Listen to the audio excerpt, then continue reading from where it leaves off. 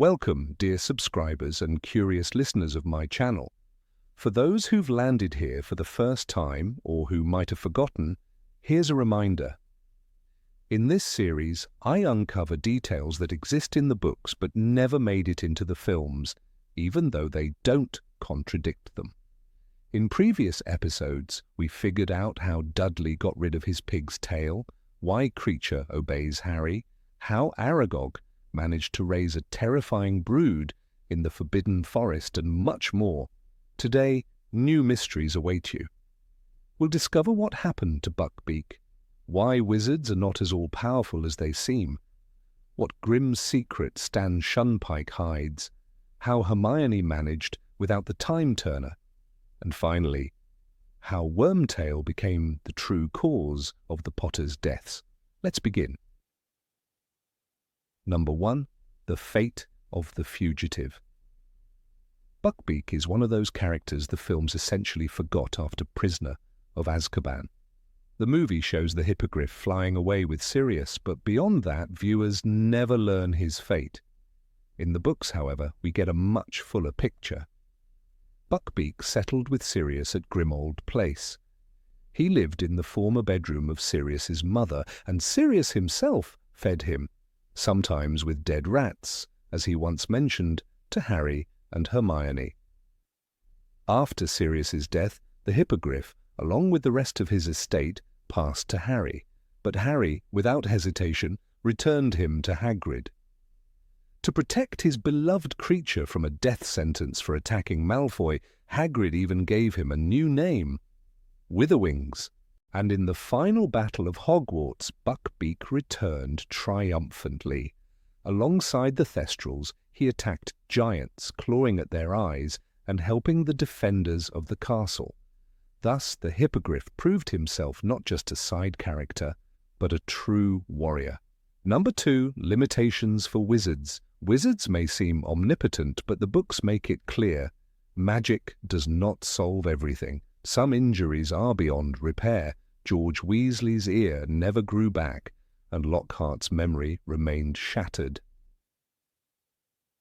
In Deathly Hallows, Hermione mentions the 5 exceptions to Gamp's law of elemental transfiguration. Only one of them is fully confirmed. Food cannot be created out of nothing. It can only be summoned, transformed, or multiplied if you already have some. That's why even the Room of Requirement, which could provide nearly anything, could not produce food. Fans speculate that the other exceptions might involve resurrecting the dead, granting immortality, creating true love, and possibly generating gold or magical artifacts. But Rowling left these mysteries unspoken, inviting only guesses. Number 3. The Conductor's Secret. In the films, Stan Shunpike appeared only once, as the conductor of the night bus. But in the books, his story took a darker turn. In Half-Blood Prince, he was arrested on suspicion of aiding Death Eaters, allegedly boasting that he knew their plans. Everyone knew Stan was far too dim for real conspiracies, but the Ministry needed to look like it was taking action, and so he was sent to Azkaban. Later, in Deathly Hallows, he escaped during a mass breakout. Even more shocking, he fought in the Battle of the 7 Potters. Harry noticed his vacant expression and realized Stan was under the Imperious curse. Although the books never say outright, everything suggests that the conductor was a victim, not a traitor. Most likely, after Voldemort's fall, he returned to ordinary life, but that's left for us to hope. Number 4. Without the Time Turner. Remember how, in Prisoner of Azkaban, Hermione managed to attend multiple classes scheduled at the same time? That was possible thanks to the Time Turner, which McGonagall had persuaded the Ministry to grant her. But when the artifact was no longer available, Hermione had to adapt differently. Her practicality showed through. She simply dropped unnecessary classes. Divination, which she considered a fraud, and Muggle studies, which offered her no new knowledge, disappeared from her timetable. Hermione stopped chasing the impossible and returned to a more human pace. Even Hogwarts' most diligent student learned that overloading herself was pointless. Number 5. The rat's betrayal, and finally, the most tragic story. In the films, it seemed that Sirius Black betrayed the Potters and that was why they died. But the truth was far darker. When Dumbledore hid the family under the Fidelius charm, the secret keeper was supposed to be Sirius, but Sirius himself insisted it should be Peter Pettigrew. He believed Voldemort would hunt him, making Peter the safer choice to keep the secret. But that choice was fatal. Peter was already serving the Dark Lord and revealed the secret immediately. The Potters were doomed. Sirius blamed himself all his life. He was the one who convinced his friends to trust Pettigrew. So when he was caught near the wreckage and the supposed evidence of betrayal, he didn't resist. He only laughed madly, realizing he had signed Lily and James's death warrant himself. One wrong choice changed everything. Number 6. Dumbledore's private life. The books reveal a Dumbledore far more human than the films ever show. As a young man, he fell under the spell of Gellert Grindelwald, a boy as brilliant as he was dangerous. Together they dreamed of a new world where wizards would rule for the greater good. But their plans ended in disaster. A duel broke out between Grindelwald, Aberforth, and Albus, and in the chaos their sister Ariana was killed. Rowling writes he was never free from the guilt of Ariana's death. That single moment shaped the rest of his life. It explains his silence when Grindelwald rose to power. It explains his refusal to seek the office of Minister for Magic. He carried the weight of that summer like a curse. Only when he met Harry did he begin to face his past. Dumbledore saw in the boy what he had once failed to be, strong enough to resist the lure of power. In Deathly Hallows he admits, "I was unworthy to be trusted with the responsibility." The films leave this wound untouched, but in the books it bleeds through every choice he makes. Number 7. Snape and the Potion Secrets. In Half-Blood Prince, Harry discovers the old potions textbook filled with notes signed the Half-Blood Prince. These scribbles are more than shortcuts. They are improvements, new instructions that make complicated brews safer and more effective. For example, the standard recipe for the draught of living death requires careful stirring. The prince's notes suggest a simple alteration. Crush with the flat side of the silver dagger, not cut. When Harry follows it, the potion turns perfect, something even Hermione cannot achieve. It is proof that the mysterious author was not just skilled, but an inventor. The revelation that Severus Snape was the Half-Blood Prince changes how we see him. He was not only a master of existing knowledge, but someone who reshaped magical science. "You have used my own spells against me, Harry," Snape says during their final confrontation. The films leave this side of him untold, yet the books show a man whose genius stretched beyond loyalty or bitterness. He created, he perfected, and he left behind a legacy hidden in the margins of a battered book. Number 8. The Ring of Marvolo. In the film Half-Blood Prince, we see only the aftermath. Dumbledore's hand is blackened, and he tells Harry it is cursed. But the book reveals the heartbreaking truth. In the ruins of the Gaunt shack, he discovered Marvolo's ring, a Horcrux tied to Voldemort's family. Yet within it lay something more, the Resurrection Stone, one of the Deathly Hallows. For a moment, Dumbledore was not the headmaster or the strategist. He was a grieving brother and son. He turned the ring, hoping to see his lost sister Ariana, to see his parents again. That single act cost him his life. Rowling describes the curse as swift and merciless. It spread like poison, like fire, and even Dumbledore's power could only slow it. Snape contained the curse in his hand, but it was a reprieve. not a cure. The hand shriveled, burned black, a visible reminder of the mistake he made. For all his wisdom, Dumbledore succumbed to longing. That is why, when Harry sees his hand later, he realizes that the great wizard is mortal, flawed, and running out of time. The films reduce the ring to a puzzle piece in the Horcrux hunt. The books turn it into tragedy.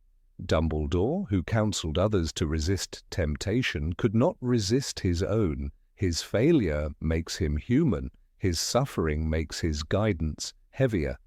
And his death, already planned, becomes even more poignant because the ring revealed the weakness of a man who was supposed to be unshakable. Number 9. The history of the Hogwarts houses. The Sorting Hat sings each year about the 4 founders, but in the films their history is nearly invisible. Helga Hufflepuff is remembered for her kindness. She welcomed those who had no place elsewhere and valued loyalty over talent. Her legacy was not only her house, but also the enchanted dishes of Hogwarts, for it was said she created the recipes that filled the Great Hall. Rowena Ravenclaw valued wit and intelligence, and her diadem, said to enhance the wisdom of the wearer, became one of Voldemort's Horcruxes. Its theft by her own daughter Helena, later the Grey Lady, gave the story of Ravenclaw a tragic shadow that the films barely touched. But the darkest legend belongs to Salazar Slytherin. He demanded that only pure-blood students should be admitted. His argument with Godric Gryffindor grew so bitter that he eventually abandoned the school. Before leaving, he built the Chamber of Secrets and left a monster within it, a basilisk that would obey his true heir. In Chamber of Secrets, the Sorting Hat tells Harry, "You could have been great in Slytherin," a line that connects Harry's own struggle with the ancient rift between Gryffindor and Slytherin. The films show the chamber, but they never explain the depth of this centuries-old feud. The story of the founders explains why the houses clash so fiercely. It is not just school rivalry, it is history echoing through generations. When Harry fights the basilisk, he is not only saving Ginny, but also standing in the middle of an ancient battle between Slytherin's ideals and Gryffindor's defiance. Without this knowledge, the films reduce the houses to stereotypes. With it, we see Hogwarts itself as a living monument to the choices of 4 witches and wizards whose differences still shape the fate of every student. Number 10. The fate of Dudley. Dudley Dursley begins the series as the very picture of cruelty. He mocks Harry, bullies him, and lives spoiled under the watch of Vernon and Petunia. For 6 books there seems no hope for change. Yet in Deathly Hallows, on the eve of departure from Privet Drive, Rowling gives him a moment of unexpected humanity. The Dursleys are leaving under ministry protection, and Dudley lingers. He looks at Harry and mutters words no reader could have predicted. "I don't think you're a waste of space." For Harry, it is enough. For Dudley, it is the first step into adulthood. This short exchange speaks louder than years of insults. It is a boy raised in prejudice, finally recognizing his cousin as something more. In the same scene, Petunia turns away without a word, and Vernon grumbles as always, but Dudley shakes Harry's hand. Rowling writes, "Their eyes met. Harry thought he saw gratitude in Dudley's watery blue eyes." That gesture changes everything. It shows that even the most unlikely character can grow. The films cut this scene entirely. Dudley disappears after the first minutes of Deathly Hallows Part 1, leaving audiences with the impression that he remained a bully to the end. But the book tells us otherwise. In that quiet farewell, Rowling allows redemption to peek through the cracks of hatred. It is not dramatic, not loud. It is just a clumsy handshake between 2 boys who once shared a home. Rowling later revealed in interviews that Harry and Dudley maintained occasional contact as adults. They were not close friends, but their children sometimes played together. It was awkward, but it was peace. That fragile bond stands as proof that cycles of bitterness can be broken. Dudley's small moment of honesty became the seed of reconciliation, a reminder that even the hardest hearts can change if given the chance. Number 11. Bill and Fleur's wedding. The films reduce Bill and Fleur's wedding to a single scene, but in the book it is a vivid and emotional chapter. The Burrow is transformed with tents, lights, and laughter. Nearly every major figure appears, members of the Order of the Phoenix, the Weasley clan, even distant guests from the Delacour family. The joy of the day feels fragile, suspended above the shadow of Voldemort's rise. Rowling writes, the golden marquee had been put up over the garden, and everything looked magical, but the readers know danger waits just beyond the walls. Fleur's presence shines brighter in the book than on screen. At first, Molly and Ginny considered her proud and shallow, mocking her French elegance, but the moment Bill was mauled by Fenrir Greyback, she proved them wrong. In a heated exchange, when Molly tried to comfort her, Fleur snapped back, "You thought I would not wish to marry him, or that I would desert him because of this?" Her devotion silenced every doubt. From that point, even Molly looked at her differently. The wedding itself is filled with details the film never shows. Aunt Muriel gossips about Dumbledore, Xenophilius Lovegood wears a symbol no one understands, and the guests dance as if trying to hold on to normal life. Harry, disguised as a red-haired cousin, watches the scene unfold with bittersweet wonder. It is a moment of unity before the storm, a celebration of love in a world collapsing into darkness. Then the illusion shatters. Kingsley Shacklebolt's Patronus bursts into the marquee. The Ministry has fallen. Scrimgeour is dead. They are coming. Panic erupts. The music stops. The guests scatter. What was moments ago a festival of joy becomes the doorway into war. In the films, this transformation is abrupt, but in the book, it is devastating. The wedding is not only a celebration, it is the last breath of peace. Number 12, the history of house elves.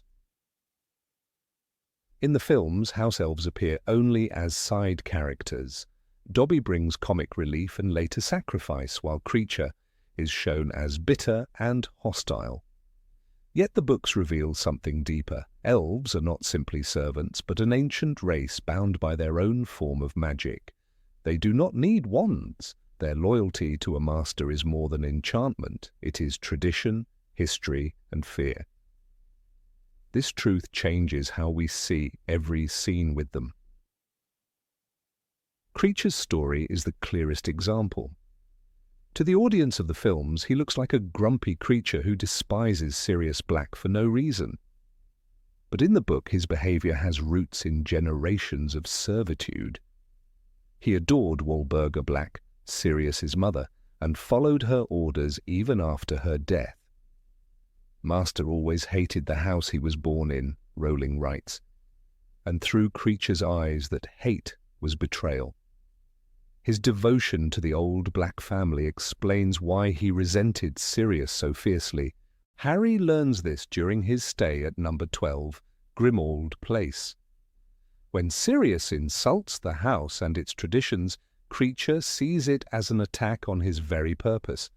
The elf's defiance is not simple stubbornness, it is a reflection of slavery passed down like a curse. Only when Harry treats him with respect, offering kindness and even a locket as a gift, does Kreacher's loyalty shift. Kreacher bowed to the ground, tears spilling from his eyes, the book describes. This moment shows how chains of obedience could bend when met with compassion. The films miss this layer entirely. Without it, Kreacher seems like a minor annoyance rather than a mirror of the wizarding world's cruelty. The books reveal something far more haunting, a race that chose submission, but at the cost of freedom. In their loyalty lies both strength and tragedy.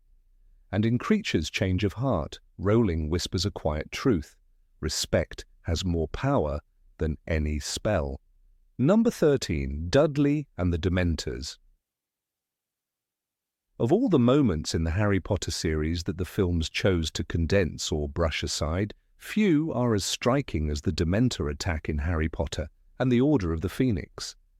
On the screen, it appears as a dark and frightening ambush in a narrow alley where Harry draws his wand to defend himself and his cousin, Dudley Dursley. The scene is shot with suspense, with Dudley stumbling, terrified, into the night as the unseen monsters close in. Yet in the books, J.K. Rowling paints a far deeper and more unsettling picture. For Harry, Dementors always meant the piercing echo of his mother's scream, the rush of cold despair, and the suffocating memory of his parents' deaths. For Dudley, however, Rowling revealed something far more personal and transformative. The first time in his pampered, sheltered life that he was forced to face his own cruelty. The films never told this truth, leaving viewers with the impression that Dudley was merely scared. But the reality was harsher and more important. It was the beginning of Dudley's true growth. The attack took place one hot August night when Harry and Dudley were walking home through Little Whinging. Dudley had spent the evening out with friends, engaging in the same bullying bravado that had defined his youth. Harry's presence irritated him as always, and insults were exchanged. Then the world shifted. Everything went cold, far colder than a night in August should have been, Rowling writes, describing the unnatural chill that announced the approach of the Dementors. In that moment, Dudley was stripped of his usual confidence. He could not see the creatures, but their effect struck him with merciless precision. The air drained of warmth, his lungs froze, and his mind was forced inward, deeper than it had ever gone before. Unlike Harry, Dudley had no memory of war or death to relive. What he had were the choices of his own life, and it was those choices that came crashing back at him. According to Rowling, Dudley saw himself for what he truly was, a spoiled tyrant who had grown up tormenting his cousin, mocking weakness and relishing cruelty. The Dementors, whose power was to force the mind into its darkest recesses, gave him no escape. He saw the sneer on his own face as he chased Harry around the playground as a child, fists raised. He felt again the shame of laughing while others cowered, the echo of his own voice jeering at those weaker than him. Rowling explained in an interview that this was why Dudley collapsed with such intensity. He was not merely frightened by monsters, but confronted with his own soul for the first time. The boy who had once lived in blind indulgence finally tasted what it meant to look in a mirror and despise what stared back. In Order of the Phoenix, Rowling does not describe Dudley's exact visions, but she makes it clear that what he experienced was uniquely devastating. When Harry later asked Mrs. Figg, the eccentric squib neighbour, to help, Dudley was left stumbling and trembling, unable to speak. Harry tried to drag him along, but the damage had already been done. Dudley was pale, sweating and shaking uncontrollably. The contrast between the two boys was striking. Harry had been battling Dementors for years and knew what to expect. The scream of his dying mother, the flash of green light, the hollow grief of loss. Dudley had never lost anyone. His pain was different, more inward, the awakening of conscience where none had existed before. The films portrayed Dudley as terrified, but they rob the audience of Rowling's nuance. Dudley's fear was not of the creatures themselves, but of himself. For years his parents had protected him from every consequence, feeding him sweets, praising his tantrums, shielding him from punishment. Vernon and Petunia Dursley ensured their son grew into a caricature of privilege. Yet the dementors ignored all of that. They ripped away his defences, forcing him to see the ugliness of his own choices. When Rowling later explained this in an interview, she made it clear that this was a turning point. Dudley, for the first time, realised that he was not the golden boy he thought himself to be, but a bully. He realised that beneath his sneers lay something rotten, and he was ashamed. The shame lingered long after the attack. Dudley did not suddenly transform into a saint, but the experience left a mark. Rowling hints at this later in the series when Dudley begins to treat Harry with something close to respect. In Deathly Hallows, before Harry departs from Privet Drive for the last time, Dudley offers him a rare moment of kindness. He awkwardly tells Harry that he does not think he is a waste of space, words that stunned Harry as much as they stunned readers. That moment of sincerity can be traced directly back to the night in Little Whinging, when dementors tore through his illusions. Dudley, for once, saw Harry not as a punching bag, but as a human being who had endured far worse than he ever had. One of the most revealing lines from Order of the Phoenix comes when Harry reflects on Dudley's reaction. After the attack, Dudley was incoherent, muttering about what he had seen. When Harry pressed him, he could only stammer. Rowling writes, Dudley's mouth gaped and his eyes rolled. He looked terrified beyond words. The terror was not from shadows in the alley, but from the sudden realization that his life had been one of cruelty, without purpose. This is why Rowling herself described the Dementor's effect on Dudley as making him see the kind of person he was. The films, in their rush for spectacle, left this truth unspoken. They reduced Dudley to comic relief, missing the subtle yet powerful narrative of redemption that Rowling had woven. Number 14, The Secret of Professor Binns. The films of Harry Potter made certain choices that forever changed the way new generations see the story. Among the most curious of those choices was the complete removal of Professor Cuthbert Binns, the sole ghost professor in all of Hogwarts. His absence may seem minor at first, for he was never a favourite of students, often remembered for monotone lectures that lulled even Hermione Granger into near sleep.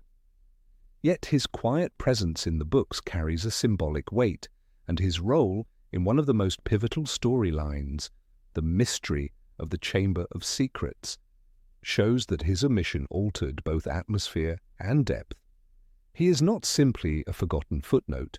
He embodies the haunting persistence of history itself, a figure who literally teaches from beyond the grave, reminding the reader that the past clings to the present in ways too easily overlooked on screen. The way Binns became a ghost is not a tale of grandeur, but of mundane routine, which makes it more unsettling. Rowling describes him as an old, frail wizard who one day dozed off in front of the staff room fire and never woke up. Instead of realizing he was dead, his spirit simply rose from the armchair the next morning, gathered his notes, and floated off to his classroom to continue the day's lecture. There is a strange melancholy in this, for it suggests a man so bound to habit and duty that even death itself could not break the pattern. Unlike Nearly Headless Nick or the Grey Lady, Binns has no tragedy, no unfinished business to resolve, only endless lectures that nobody listens to. He represents the dead weight of history, literally history given a ghostly form, droning on while students struggle to keep their eyes open. In the second book, Harry Potter and the Chamber of Secrets, it is Binns who provides the essential exposition on the legendary chamber created by Salazar Slytherin. When the school trembles with fear after the petrification of Mrs. Norris, the caretaker's cat, Harry, Hermione, and Ron realize they need context. They attend Binns's lecture, which begins as drearily as ever, until Hermione, in her ever-bold way, raises her hand and interrupts him to ask about the Chamber of Secrets. For the first time in the series, Rowling shows Binns breaking from his habitual script. He reacts with unusual sharpness, telling Hermione, "My subject is history of magic. I deal with facts, Miss Granger, not myths and legends." This moment reveals not just his character, but the way Hogwarts itself treats legend, something uncomfortable, to be dismissed by the guardians of knowledge. Despite his initial reluctance, Binns does give them the story. He explains that Slytherin supposedly built a hidden chamber within the castle before leaving the school in anger after disagreements with Godric Gryffindor and the other founders. He tells of the legend that the chamber contained a monster only the heir of Slytherin could control. While his monotone voice may have drained all drama from it, the children were left with something vital, confirmation that the chamber was not merely a rumour whispered among students, but an enduring myth tied to the very origins of Hogwarts. In Rowling's words, the story had the ring of truth. This was the first thread that pushed Harry, Ron, and Hermione to investigate the chamber themselves, a thread absent from the films. The absence of Binns in the movie adaptation of The Chamber of Secrets changed how audiences received the legend. In the film, the exposition is handed to Professor McGonagall, who delivers it with gravitas and authority.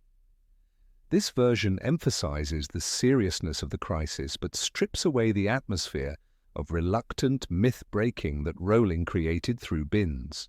McGonagall, speaking of Slytherin's chamber, feels like institutional acknowledgement, whereas Binns telling it feels like reluctant surrender, a ghostly historian forced to recount a tale he does not respect. That difference changes how the audience perceives the mystery. In the book, the chamber's story feels like an intrusion of folklore into academic rigidity, as if the magical world's own historians refuse to admit that myth might matter. In the film, the story is already legitimized and something of the unsettling tension is lost. There is also symbolic weight in the fact that it is a ghost who tells the tale. A ghost is a remnant of the past, walking testimony that the old never dies entirely. Having Binns recount the chamber's legend deepens the theme that history lingers even when ignored and can suddenly shape the present. When he flatly denies that legends are worth study, it paradoxically makes his role more powerful, a dead man clinging to facts while living. Children realize that myth may hold more truth than he allows. The irony is subtle but essential. To remove him is to remove that irony, leaving the films without this haunting reminder of history's persistence. Rowling even uses Binns's lecture to contrast the student's energy with his lifelessness. While he drones, the students stir awake only when Hermione dares to interrupt.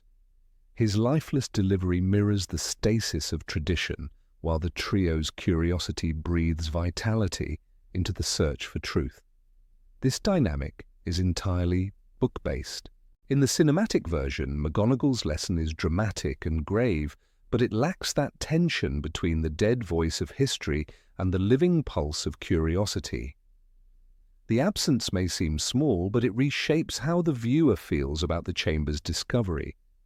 It goes from a whispered legend reluctantly unearthed to a solemn fact already acknowledged by authority. Number 15.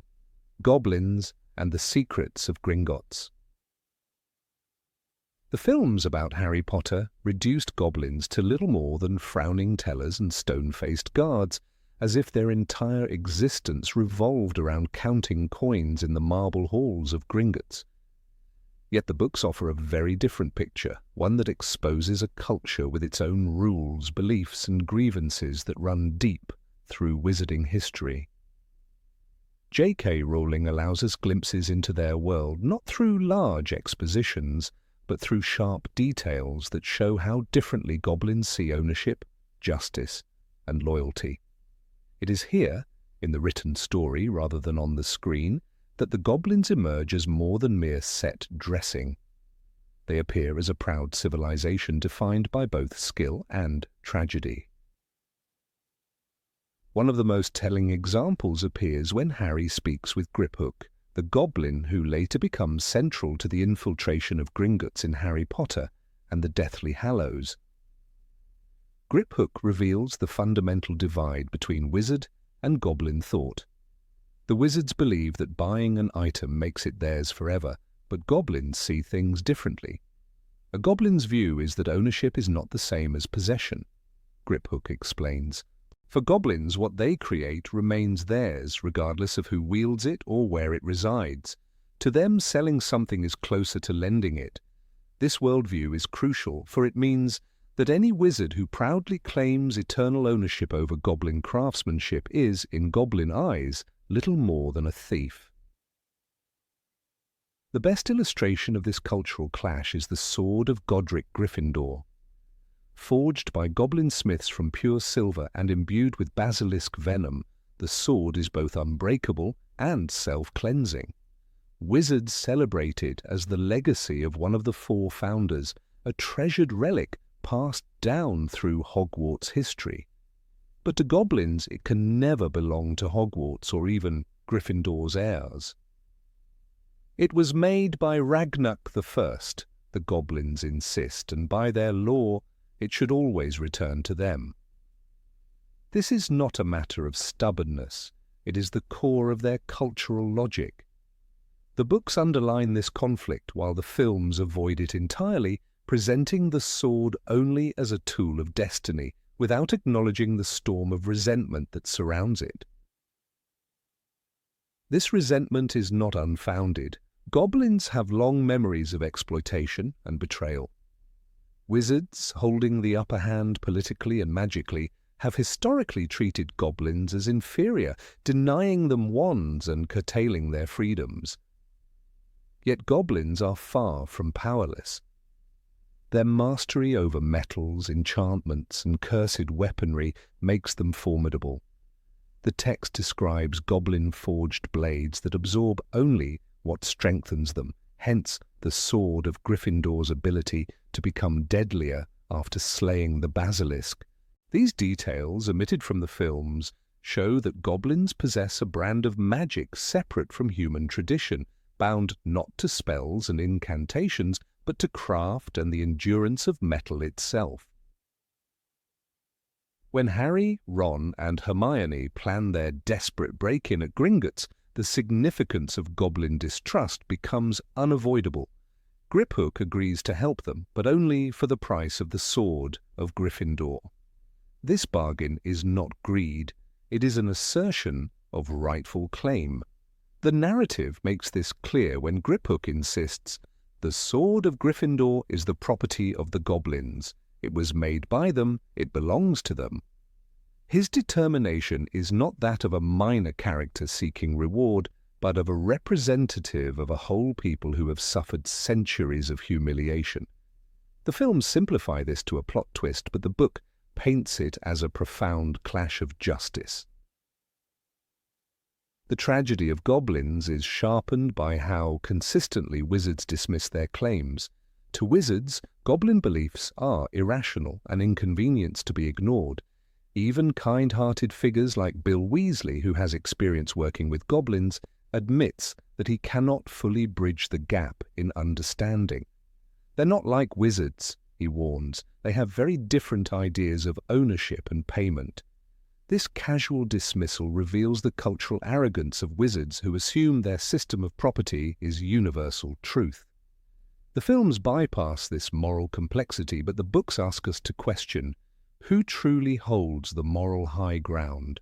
The people who forge objects of wonder, or those who claim them without end? Gringotts itself embodies the paradox of goblin-wizard relations. On the surface, it is the safest place for wizarding wealth, a bank operated with ruthless efficiency. But beneath the white floors and enchanted vaults lies a fortress carved by mistrust. The dragons guarding the deepest chambers, the cart tracks that twist like serpents, the enchantments that punish intruders, all of these reflect goblin paranoia, a system designed not only to protect treasures, but to remind wizards that goblins hold power. The films present these features as thrilling spectacle, yet the books reveal their deeper meaning. Every stone of Gringotts is built on the tension between servitude and defiance. The very architecture of Gringotts tells a story of dual identity. The goblins manage wizarding fortunes by day, but their true loyalty lies within the hidden laws of their people. The glittering vaults are not just storage spaces, they are battlegrounds of ideology. When Harry and his friends break into Bellatrix Lestrange's vault, they encounter treasure that multiplies into burning copies when touched, a goblin curse designed to punish greed. This moment symbolizes more than a security system. It is a moral lesson forged in metal and magic. Those who take more than they deserve will be consumed by their own desire. Such symbolism, rich in goblin philosophy, vanishes in the film adaptation. Number 16, Ravenclaw's Diadem Story. Rowena Ravenclaw's name has always been associated with brilliance, sharp wit, and the pursuit of wisdom above all else, but behind the legend of her diadem lies one of the most tragic stories hidden in the Harry Potter universe. The diadem itself was no ordinary object. It was said to enhance the wisdom of its wearer, a physical embodiment of Rowena's ideals. Yet the story of how it left her possession and ultimately became one of Voldemort's Horcruxes reveals themes of betrayal, guilt, and manipulation that the films almost entirely glossed over. In the movie adaptation of Harry Potter and the Deathly Hallows Part 2, Harry discovers the diadem among piles of discarded objects in the Room of Requirement, but what the film never fully explored was the deep history behind it, a history revealed only in the book through the confessions of the Grey Lady, the ghost of Ravenclaw House. The Grey Lady's true identity, Helena Ravenclaw, is a story buried in silence and shame. She was the only daughter of Rowena, and as described in the book, she was as proud as she was brilliant. "I stole the diadem," she admits to Harry in Deathly Hallows. "I sought to make myself cleverer, more important than my mother. I ran away with it." That theft was not merely the act of a jealous child, but a desperate bid for independence and recognition. Helena lived in the shadow of her mother's brilliance, feeling both the pressure of expectation and the sting of neglect.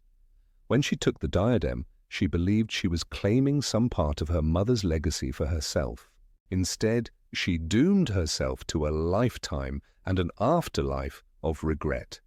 The decision to flee to Albania was no random choice.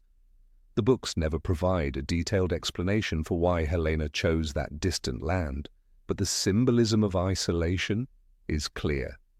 Far away from Hogwarts and far away from her mother, she thought she could reinvent herself, become the woman who had surpassed Rowena. But history is not kind to stolen treasures. The diadem sat hidden for centuries in Albanian forests, its brilliance unseen, until it was discovered by a wizard whose hunger for power knew no bounds. Tom Riddle, later Lord Voldemort, charmed Helena into revealing its location, exploiting her guilt and vulnerability. Rowling writes in Deathly Hallows, "He was a clever boy and he flattered me. He was the first to listen, the first to truly understand." Those words alone reveal how Voldemort, even as a young man, mastered the art of manipulation. What makes the diadem story especially tragic is the personal cost to Rowena herself. Rowena, the founder known for her wit, lay dying of a broken heart after Helena's betrayal. The legend tells us that Rowena sent the Bloody Baron, a man hopelessly in love with Helena, to bring her daughter back. The mission ended in horror. Helena refused to return, and in a moment of violent rage, the Baron killed her. Consumed with grief at what he had done, he turned his weapon upon himself. Their ghosts lingered in Hogwarts for centuries, bound to the site of their tragedy. Helena's haunting as the Grey Lady was not merely about death, but about eternal penance. She confessed to Harry that she never found peace, not even in death, because she could not forgive herself for betraying her mother. Voldemort's role in this story cannot be overstated. While the films depict him as a straightforward villain obsessed with power, the books reveal how he preyed upon the weaknesses of others. In Helena's case, he saw her loneliness and her need for validation. By pretending to care, he extracted the secret that no one else had ever learned. It was Helena's whispered confession of the diadem's location in Albania that led him to one of his greatest triumphs, turning the relic of one of Hogwarts' founders into a Horcrux.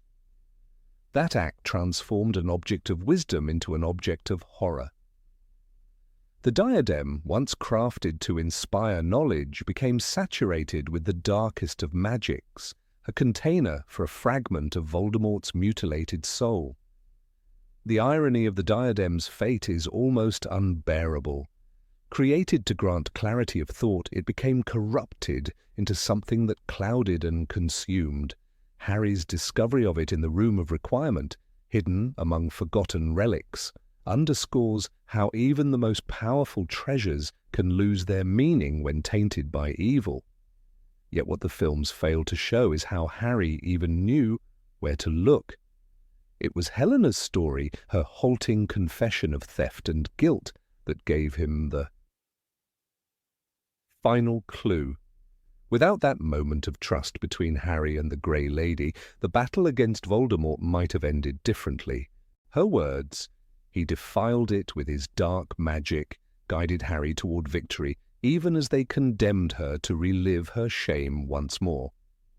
What is particularly striking is the generational cycle of ambition and downfall reflected in the diadem's journey. Rowena created it as a symbol of enlightenment. Helena stole it out of pride, and Voldemort perverted it out of greed. Each step moved further from the original purpose until its destruction by fiendfire in the Room of Requirement marked the end of its tragic saga. In that fire, centuries of sorrow, betrayal, and darkness were consumed. Yet one cannot help but wonder what might have been if Rowena and Helena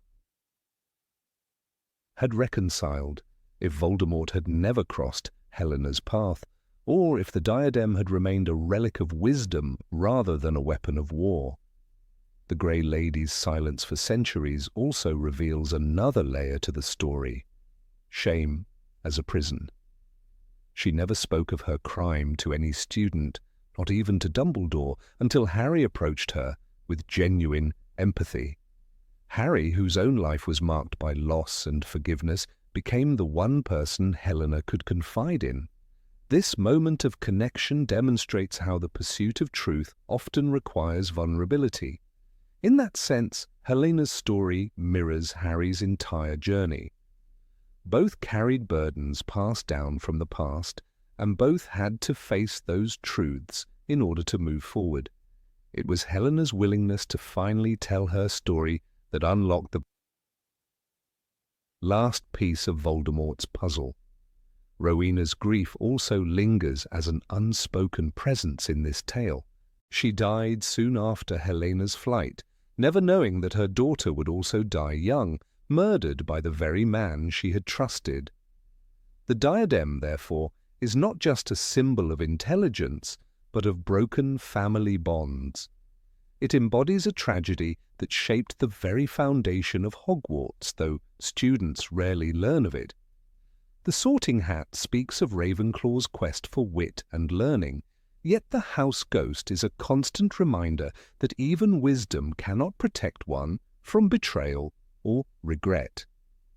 The films, by reducing the diadem to a prop in a climactic battle, stripped away the emotional weight that Rowling wove into the narrative.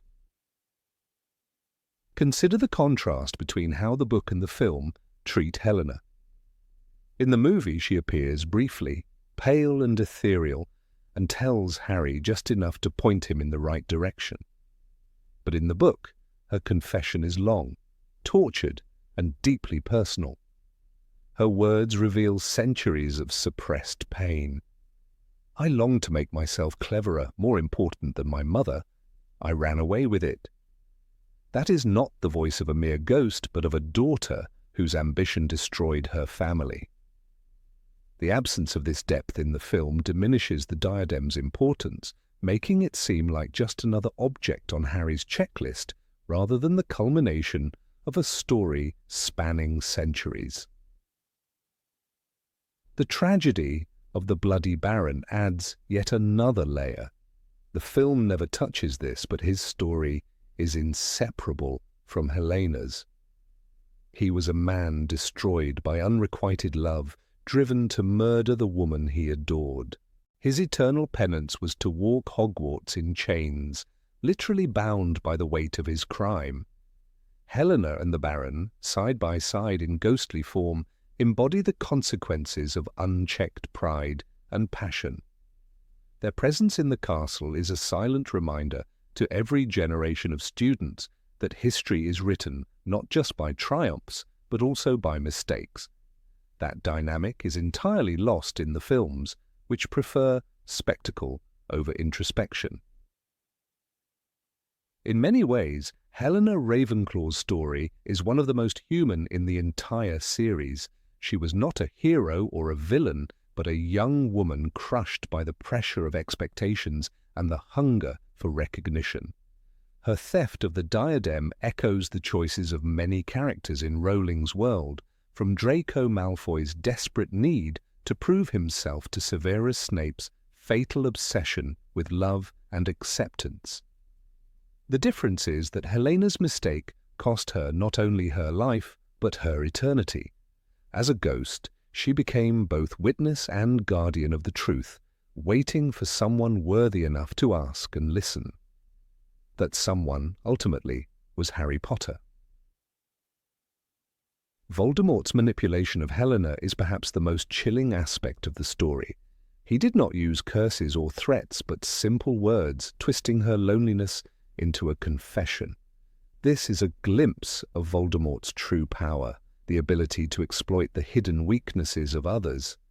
Just as he exploited Slughorn's vanity to learn about Horcruxes, he exploited Helena's guilt to uncover the diadem's hiding place. These parallels show that Voldemort's rise was not built merely on raw magic, but on a calculated understanding of human flaws. His evil was intellectual as much as it was violent. The diadem's destruction in the Room of Requirement completes the circle of irony. Destroyed by fiendfire, conjured by Crabbe, it was consumed by reckless ambition once more. The very magic that was meant to give Voldemort immortality perished in uncontrollable flames, symbolic of how arrogance leads to downfall. For Helena, watching from the shadows, it must have been both a relief and a reminder of all she had lost. Her mother's relic was gone forever, but perhaps with its destruction came a sliver of peace. The silence she had carried for centuries had at last served a purpose, guiding Harry to victory. When Harry finally pieced together the truth, it was not just the destruction of a Horcrux that mattered, but the acknowledgement of Helena's long-hidden pain. By listening to her, he honored her memory and her suffering. That act, more than the fiend fire itself, ended the diadem's cursed journey. For readers, it remains one of the most haunting and overlooked narratives in the series, a reminder that objects carry stories, and behind every relic lies a human tragedy that shapes its destiny. The films gave us the battle, but the books gave us the heart, and in the tale of Rowena Ravenclaw's diadem, the heart is what lingers longest. Number 17, Percy Weasley's role. Of all the Weasley siblings, few were as misunderstood as Percy Ignatius Weasley. In the films, he exists only in the background, a prefect badge pinned to his chest, a stern look during the Triwizard Tournament, a brief shot in the crowd when the Weasleys cheer for Harry. he becomes little more than a prop in the colourful family ensemble, overshadowed by the warmth of Molly, the mischievous brilliance of Fred and George, or the heroic loyalty of Ron. Yet in the books, Percy's arc is far more profound. He is not simply a brother in the background. He becomes a living embodiment of the tension between ambition and loyalty, a reminder that even in a family built on love, rifts can grow wide when pride and ideology collide. The absence of his full story in the films strips the audience of one of the most human and painful conflicts in the saga. When J.K. Rowling first painted Percy's character, she did so with a careful brush. In Harry Potter and the Chamber of Secrets, Percy is already shown as overly ambitious, hoping to rise within Hogwarts through his prefect duties and the pursuit of authority. He is the sibling who takes rules seriously, who polishes his badge until it gleams, who considers himself above the childish pranks of his younger brothers. In the films, these details are reduced to quick glimpses, yet in the books this ambition becomes a central part of his identity. Percy wants more than to belong to the Weasley family's chaotic warmth. He wants recognition from the wider world, a place in the rigid structures of authority that he believes will reward his diligence. That desire is what eventually sets him on a collision course with his own kin. The fracture comes sharply into focus in Harry Potter and the Order of the Phoenix. The Ministry of Magic, desperate to deny the return of Voldemort, begins a smear campaign against both Harry and Dumbledore. Cornelius Fudge views Dumbledore as a rival, a man plotting to seize the ministerial throne, and anyone aligned with him becomes suspect. Percy, freshly employed at the ministry and eager to prove his worth, makes a fateful choice. He severs ties with his family.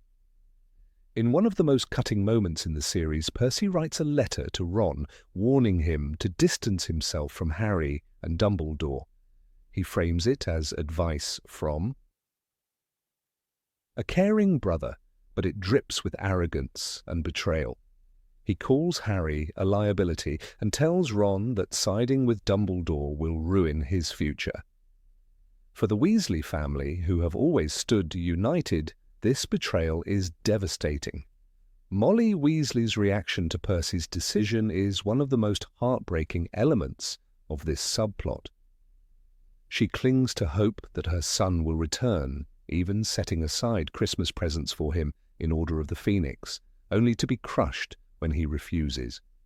The films never show us this wound. On screen, the Weasleys remain whole, united, their strength seemingly unbroken. But in the books, Molly's quiet grief adds a layer of vulnerability to her character. It shows the pain of a mother who cannot bridge the distance pride has built between her and her child. The absence of this storyline robs viewers of a moment that resonates far beyond the wizarding world, because it mirrors the conflicts of so many real families who find themselves divided over politics, ambition, or differing beliefs. For Fred and George, Percy's betrayal cuts deeper than for anyone else. The twins, known for their laughter and pranks, never forgive him during the years of estrangement. Their bitterness is sharpened by the contrast between their joyful defiance of authority and Percy's worship of it. In Order of the Phoenix, George sneers at Percy's letter to Ron, mocking the pompous tone in which it was written. Fred, equally disdainful, dismisses Percy as having finally gone completely round the twist. Their anger is the voice of siblings who feel not just abandoned, but insulted by a brother who once shared their roof and their blood. In the films, we see Fred and George laughing, inventing, standing loyally by their family, but we never see the shadow Percy casts over them during these years.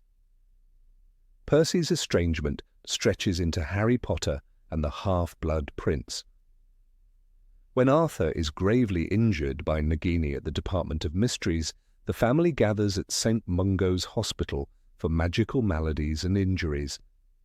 Percy does not come. The books describe Molly's sorrow that her son will not even visit his wounded father, even as she makes excuses for him in her own heart.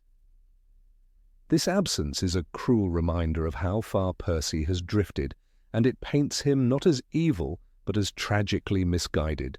He has allowed ambition to blind him to love. The greatest value the Weasleys embody.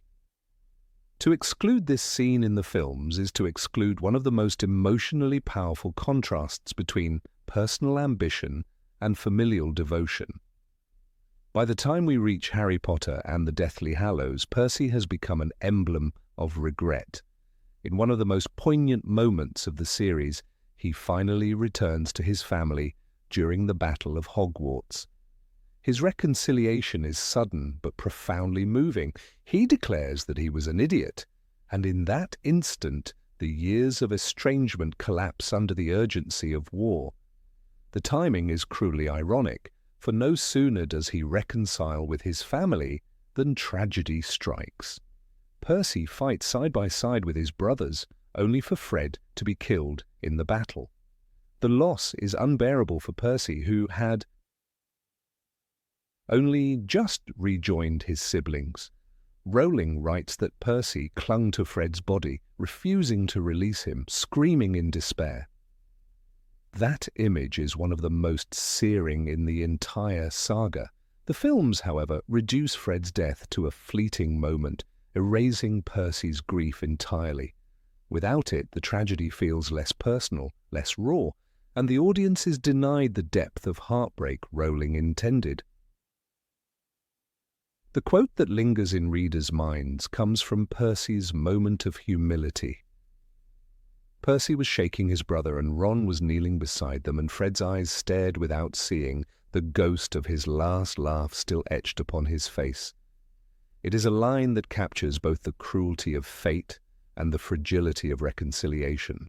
Percy's story is not just about ambition or betrayal, it is about the cost of waiting too long to mend what is broken. The films, by skipping this arc, deny the audience the chance to feel this universal truth that time is never guaranteed and that reconciliation delayed can become reconciliation denied.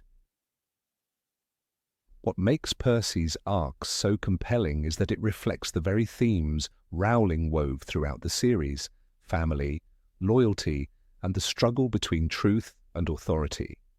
His choice to side with the Ministry is not born of malice, but of a desire to belong to a system that promises order and respect. He is a cautionary figure, proof that good people can be led astray by pride and ambition. And his eventual return is not triumphant, but bittersweet, marked by the shadow of all that was lost. To reduce him to a background character in the films is to flatten one of the most human dimensions of the Weasley family story. The omission also impacts Harry's own narrative. In the books, Harry witnesses the fractures in the Weasley family and understands that even those he loves are not immune to division. It deepens his appreciation for loyalty, making him cling even tighter to Ron, Hermione, and the chosen family he builds. Without Percy's estrangement, the films present the Weasleys as an unshakable unit, depriving Harry of this lesson and the audience of this mirror of real-life familial conflict. It simplifies the world Rowling built, smoothing out the edges that made it so believable. Percy's return during the Battle of Hogwarts also carries a symbolic weight. His reconciliation is not just a personal victory, but a rejection of the Ministry's corruption. By fighting alongside his family, he chooses love over ambition, truth over propaganda. It is a small rebellion, but one that adds to the collective defiance against Voldemort's regime. The films, eager to focus on the spectacle of battle, overlook this quieter act of courage. Yet for readers, it is these small, human moments that make the larger story resonate. The tragedy of Fred's death gains an entirely different shade when seen through Percy's eyes. For years he had been absent, his pride a wall between himself and his siblings. To finally return, only to lose a brother in the chaos of war, is a punishment harsher than anything else the story could have delivered. The films, by ignoring this, reduce Fred's death to shock value rather than allowing it to serve as the climax of one of the series' most tragic arcs. It is not just Fred who dies that night, it is the chance for Percy to truly make amends. The weight of that loss lingers long after the pages are closed. Perhaps the greatest irony is that Percy's story, though sidelined on screen, mirrors the choices every character in Harry Potter must make. Whether to side with truth or with power, whether to stand with family or with authority. His arc may not involve wands raised in glory or heroic duels, but it captures something equally essential, the quiet, devastating battles fought within one's own conscience. Percy Weasley is a reminder that the war was not only fought on battlefields, but also in homes, around dinner tables, and within hearts divided by fear and ambition. And without his story, the films lose one of the most piercing notes of humanity in the symphony of the wizarding world. Number 18, The Secret of Filch. Argus Filch in the films comes across as a petty, mean-spirited man, stomping through the corridors with his beloved cat, Mrs. Norris, desperate to catch children out of bed after hours. Yet the true depth of his misery is barely touched upon on screen. In the books, J.K. Rowling unveils a detail that changes everything we think we know about him. Filch is a squib. This revelation, discovered when Harry stumbles across a pamphlet titled Quick Spell, a correspondence course in beginner's magic, shows that Filch's bitterness is not born simply from cruelty, but from a lifelong battle with shame, envy, and humiliation. The films omit this entirely, leaving viewers with the impression of a one-dimensional villain, when in reality he is a tragic figure defined by isolation and longing. The fact that Filch is a squib explains the contradictions in his character. Surrounded by a castle filled with magical wonders, he himself is powerless to perform even the simplest charm. Imagine the torment of hearing first years complain about the difficulty of mastering levitation spells, while he, a grown man who has lived in Hogwarts for decades, cannot make a feather twitch.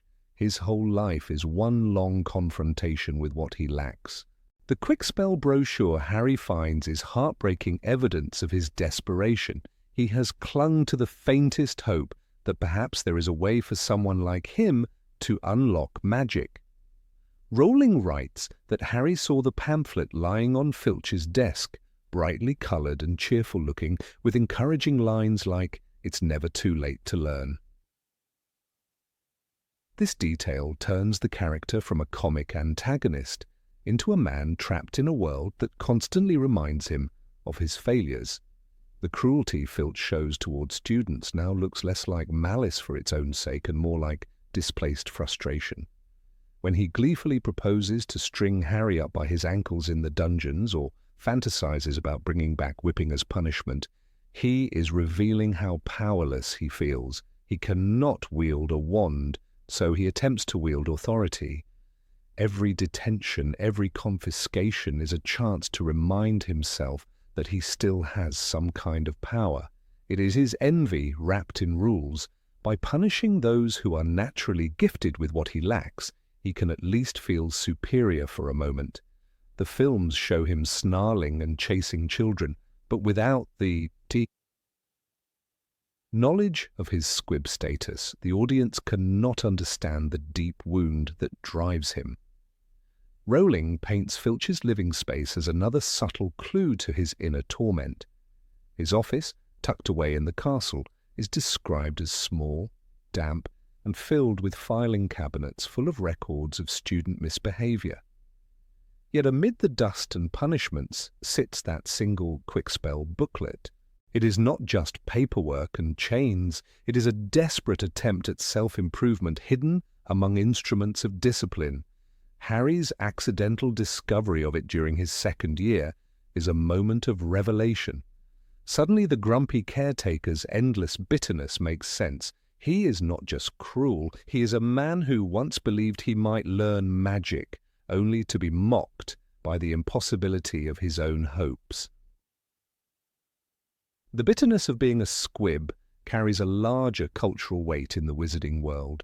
Squibs are seen as failures of magical bloodlines, children of witches and wizards who are born without magical powers.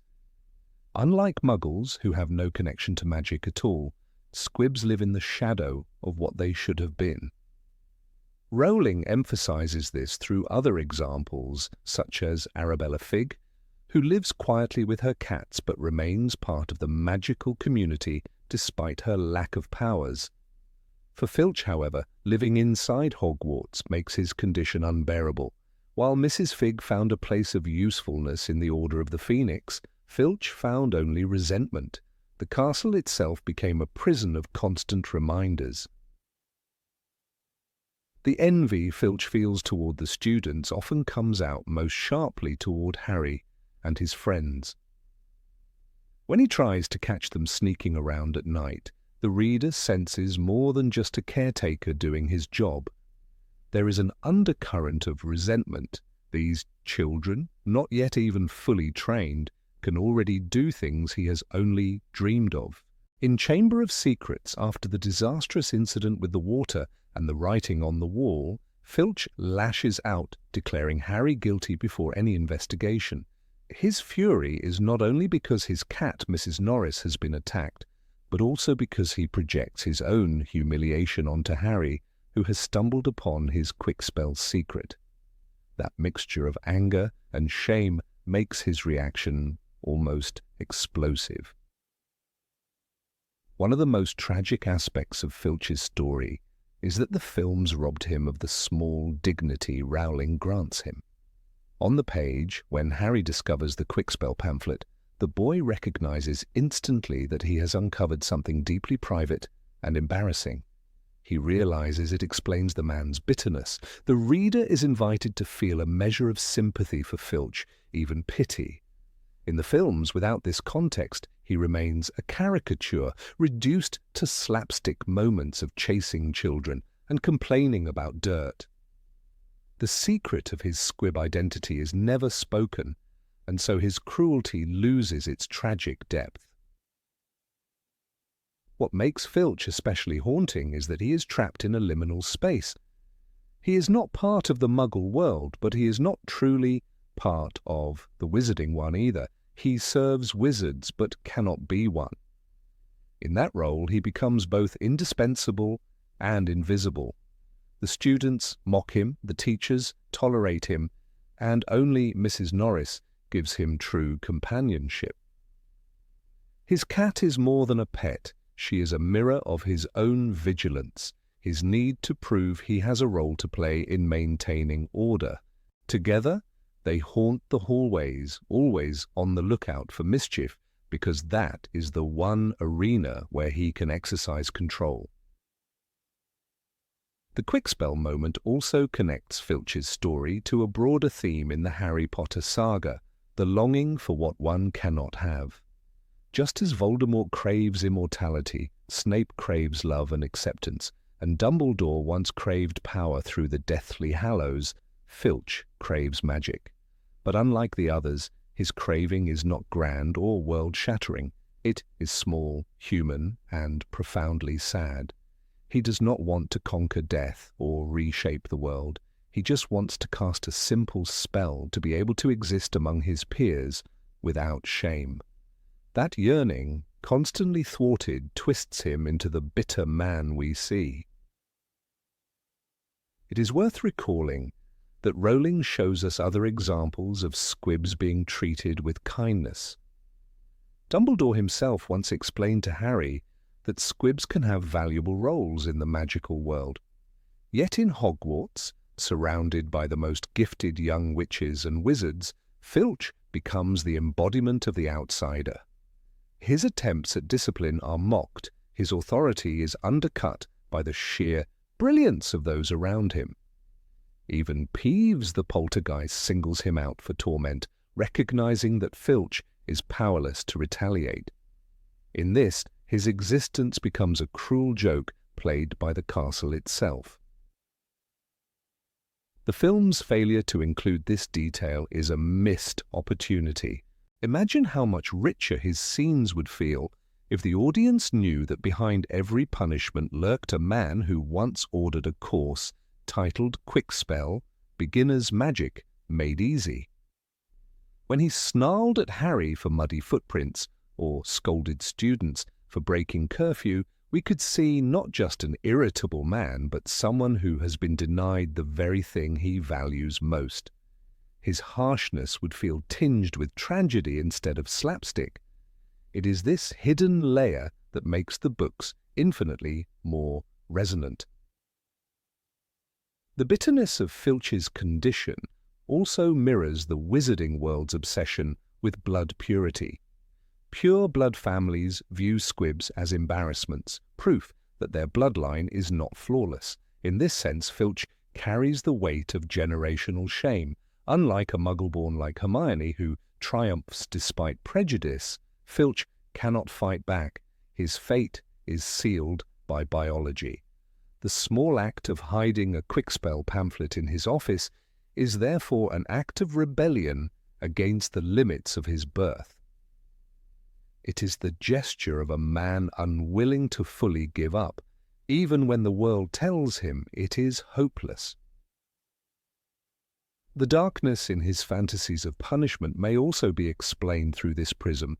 When he dreams aloud of bringing back whippings and chains, he is not simply sadistic. He is a man who feels powerless and therefore seeks extreme measures to remind himself he can command fear.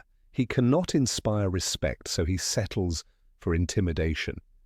That too makes him a tragic figure. His cruelty is not noble, but it is rooted in suffering. Knowing he is a squib does not excuse his behavior, but it contextualizes it, forcing readers to view him with more complexity. The discovery of the Quickspell pamphlet ultimately reshapes how we interpret every appearance of Filch afterward. Each time he storms into a corridor or writes up a student, the reader remembers that behind the anger is a man who once hoped he might still learn magic. When Harry recalls the bright, cheery words on the cover, "It's never too late to learn," the irony is crushing. It was too late for Filch. And that knowledge lingers in the reader's mind long after the scene has passed, making his character one of the quiet tragedies of Hogwarts. In the end, the omission of Filch's squib identity from the films diminishes one of the saga's subtle but powerful themes, that envy and frustration often mask pain. On the page, Filch is not merely a bitter caretaker, but a man who has lived a lifetime surrounded by magic he will never possess. His secret, tucked away in a thin pamphlet on his desk, tells a story of longing, failure, and unending resentment. That single detail turns a caricature into a portrait of human suffering. Without it, the films leave him a comic nuisance, when in truth, his story is one of the most quietly heartbreaking threads in the entire Hogwarts tapestry. Number 19, the story of Lupin and Tonks. Remus Lupin's life was marked by tragedy long before he met Nymphadora Tonks. Bitten as a child by Fenrir Greyback, he carried the curse of lycanthropy that shaped every decision he made as an adult. Though he became a brilliant defense against the dark arts teacher and a loyal member of the Order of the Phoenix, Lupin lived with the constant shadow of self-loathing. His condition made him feel unworthy of love, unworthy of companionship, and especially unworthy of starting a family.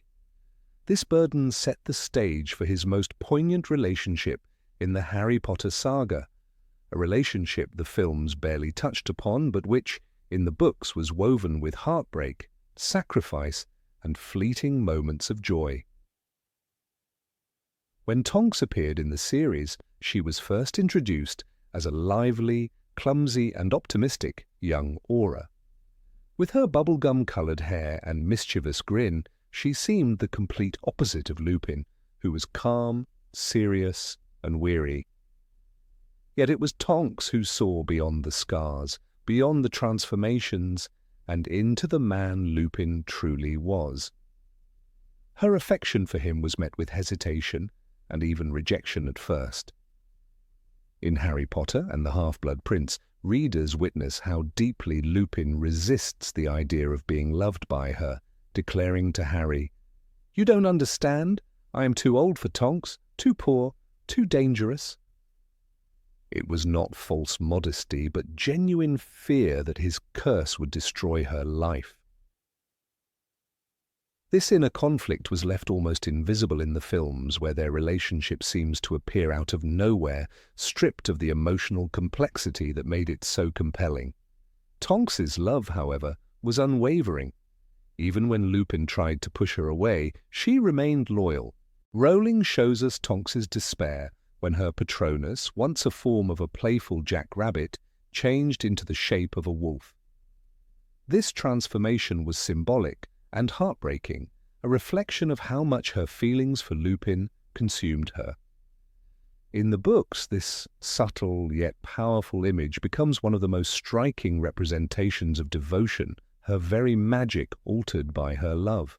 The films never depicted this, robbing audiences of an extraordinary moment where love triumphed over fear, even if only temporarily. The eventual marriage of Lupin and Tonks did not come easily. Their union was born out of resistance and eventual acceptance, but it carried with it the mark of tragedy from the beginning. Even after they married, Lupin remained plagued by guilt. His deepest fear that his curse would pass on to his children haunted him constantly. When Tonks became pregnant, his insecurities overwhelmed him, and he made the unthinkable decision to leave. In Harry Potter and the Deathly Hallows, Rowling reveals Lupin's desperate flight from responsibility as he sought refuge with Harry, Ron, and Hermione, begging to join them on their mission. It was a moment that shocked readers because the Lupin they knew as steady and selfless was suddenly broken by fear.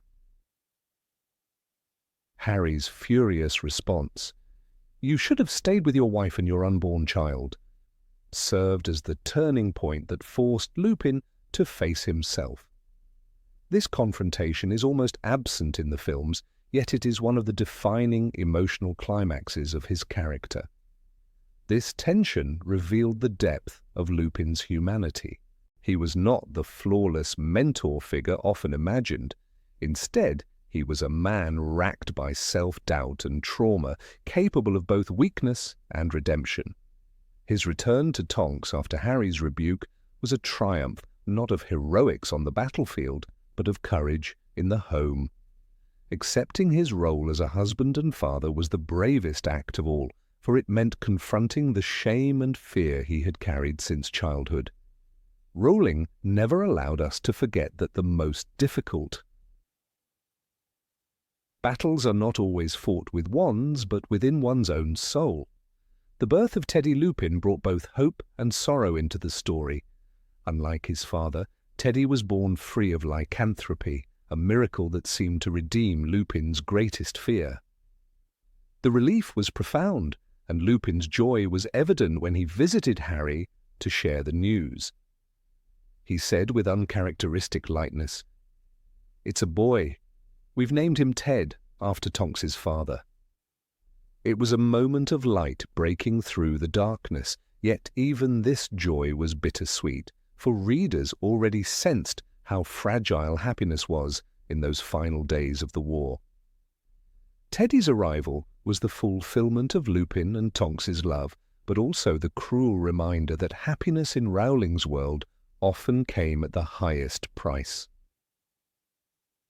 The tragedy of their deaths in the Battle of Hogwarts resonates precisely because the books had taken such care to build their story. Lupin and Tonks fall side by side, leaving their infant son behind, echoing the fate of Harry himself when James and Lily Potter were killed. Rowling draws this deliberate parallel to underline the cruel cycle of war, where children inherit loss as much as they inherit legacy. For Harry, the sight of their bodies in the Great Hall was devastating. They were not just fallen warriors, but a family broken apart, a mirror of his own childhood.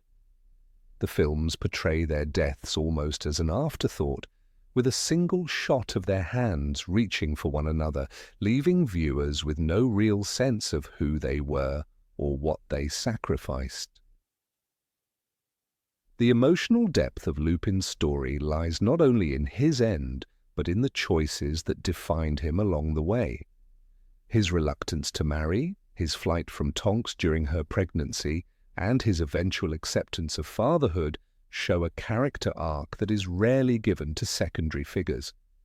Rowling crafts him as a man who must overcome his own shame before he can become the hero he is remembered as.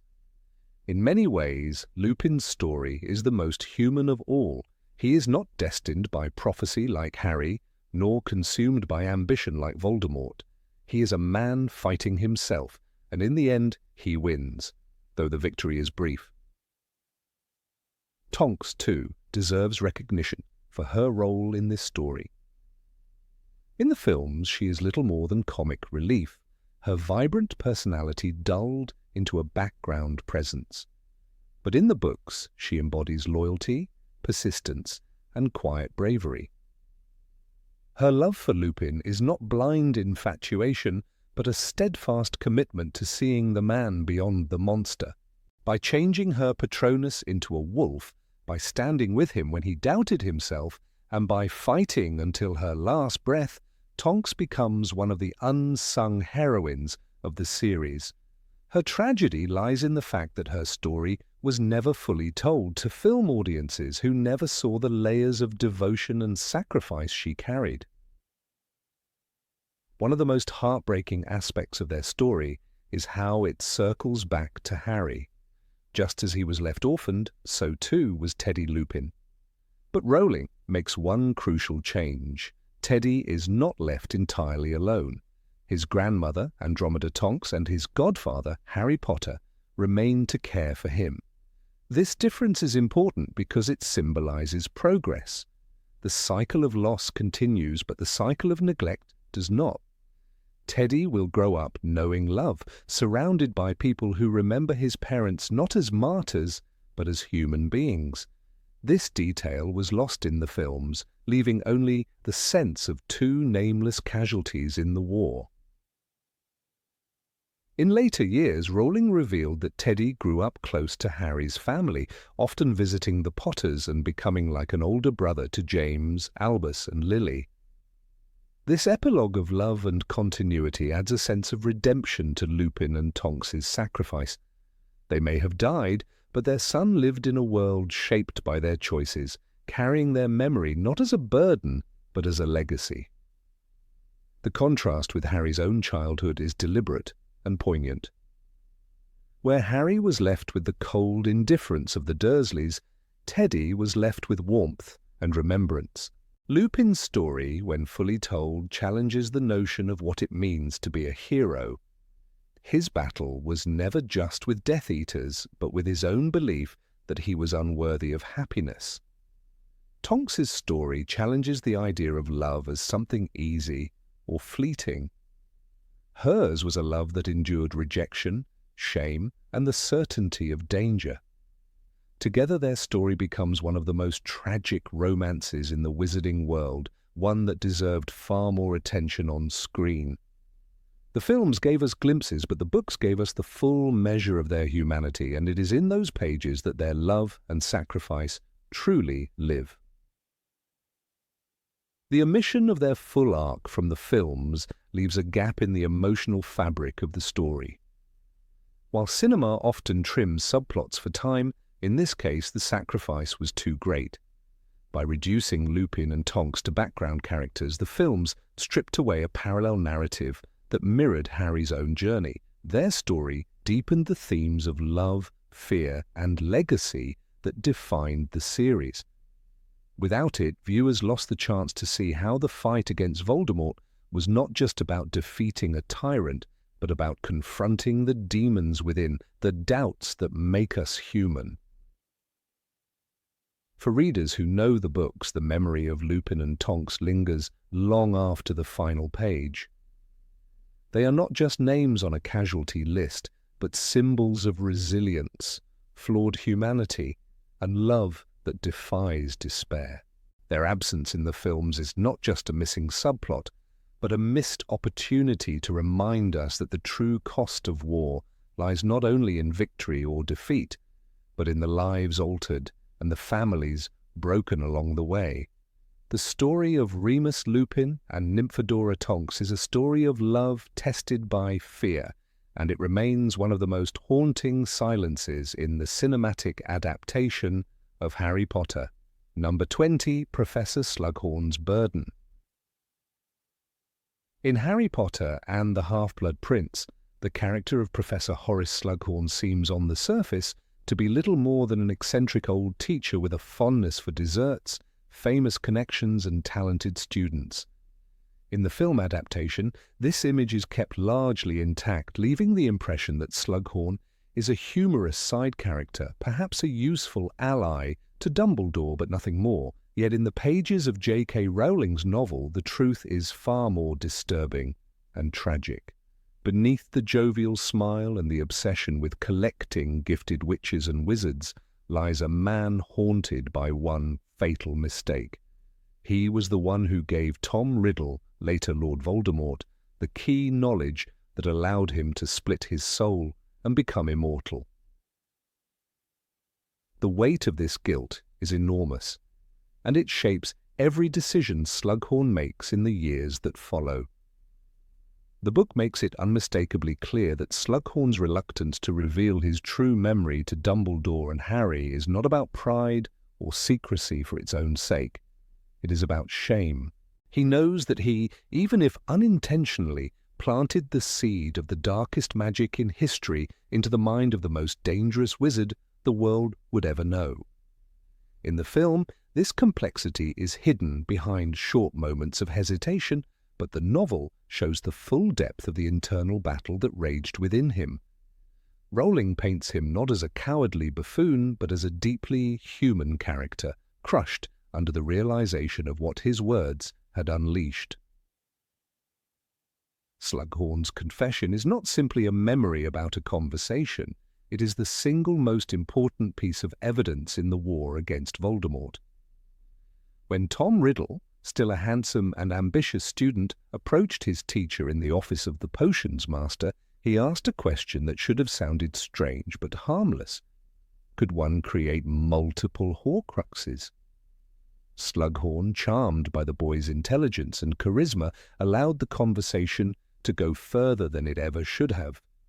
In The Half-Blood Prince, the original memory shows how Slughorn explained, "Well, you split your soul, you see, and hide part of it in an object outside the body. Then, even if one's body is attacked or destroyed, one cannot die, for part of the soul remains earthbound and undamaged." It is a moment that seals his fate as a participant, however unwilling, in Voldemort's rise. The books emphasize how, unlike other professors, Slughorn enjoyed indulging brilliant students. He loved feeling that he had a hand in the greatness of others. This weakness, this need for recognition, was precisely what Voldemort exploited. The young Tom Riddle was already skilled at reading people and manipulating them, and he knew Slughorn's desire to be admired would make him vulnerable. That is why the memory matters so much.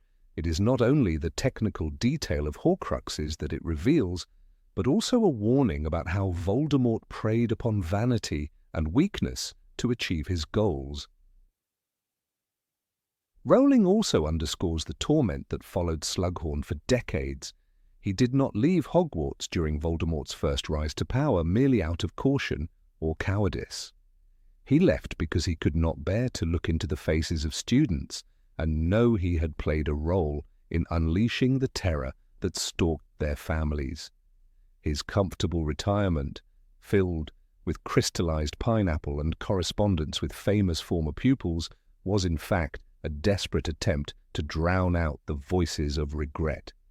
Every award and every name drop was a fragile shield against the memory of the boy who had become the Dark Lord.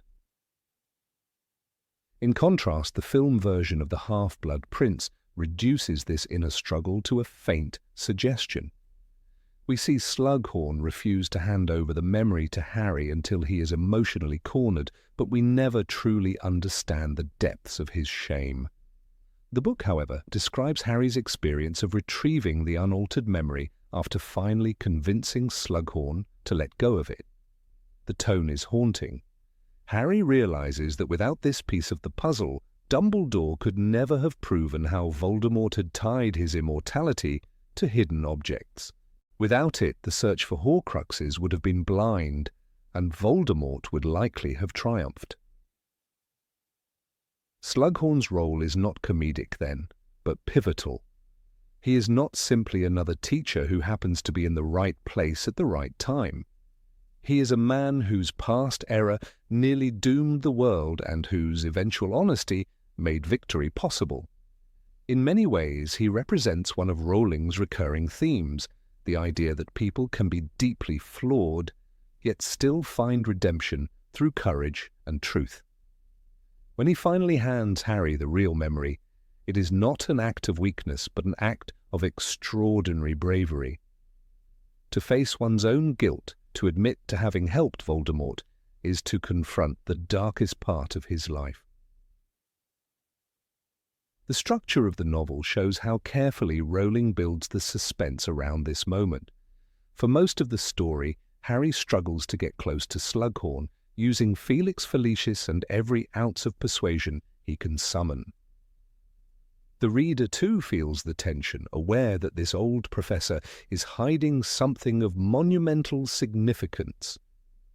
When the memory is finally revealed, the impact is shattering. It explains everything: why Voldemort could survive killing curses, why his presence was so hard to destroy, why Dumbledore had been gathering clues for years, and it explains why Slughorn was so desperate to hide. In the movie, much of this narrative power is lost, replaced by a faster-moving plot that only hints at the stakes.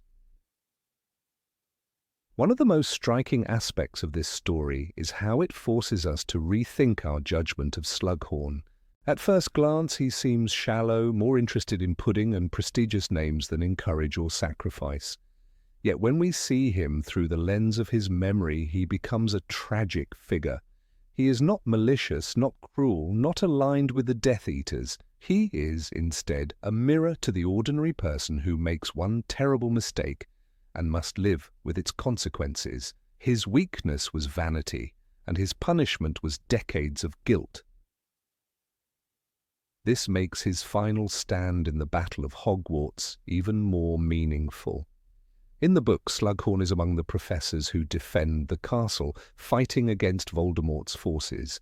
It is a moment of redemption, a way for him to prove, at last, that he is not defined by his error. He had once given Voldemort knowledge, but in the end he stood on the side of those who brought Voldemort down. The film barely touches on this triumph, but in the broader narrative of the series, it is crucial. Slughorn is proof that even those who falter can rise again.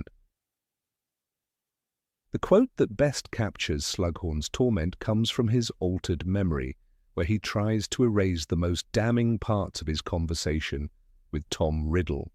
Rowling writes, "This is all very hypothetical, what I have told you, not to be used, you understand?" The way the words stumble out shows a man already realizing that he has said too much, trying to shield himself with disclaimers. It is chilling because the reader knows that Voldemort took these words and twisted them into a blueprint for immortality. In that moment, Slughorn became an unwilling accomplice to the darkest act in wizarding history. For Harry, the retrieval of the true memory also represents a rite of passage. He learns that even adults, even wise and experienced professors, can make grave mistakes. He sees that power is not always about strength in battle, but also about responsibility in words. Slughorn teaches him a lesson no duel could convey: the importance of truth, even when it is painful. This understanding guides Harry in the final book, when he must face his own fate with honesty rather than denial. What makes Slughorn's story unforgettable is the contrast between the ordinary and the extraordinary. Here is a man who loves pudding, who hoards bottles of mead, who collects bright young people as though they were trophies. And yet here, too, is a man whose single conversation altered the course of history. It is this tension that Rowling explores so powerfully in the book, a tension the films fail to capture. The lightness of his character masks the darkness of his past, making the revelation all the more impactful. The tragedy of Slughorn is that he did not intend to do harm. He thought he was merely indulging the curiosity of a bright student. But intention does not erase consequence, and the consequence of his words was the creation of multiple Horcruxes and decades of terror. His journey from denial to confession is not just a subplot, but a central turning point in the saga. It teaches that even minor figures can carry immense weight in the struggle between good and evil. Slughorn's hidden truth, then, is not only about Horcruxes. It is about the danger of ignoring responsibility. His attempt to bury his guilt nearly doomed the fight against Voldemort. Only when he chose to face the truth did hope return. And this is why the books give him such a haunting presence. He is the man who wanted to be remembered for great students, yet he is remembered for the darkest student of all. In revealing his memory, he finally accepts this burden and, in doing so, helps Harry and Dumbledore change the course of the war forever.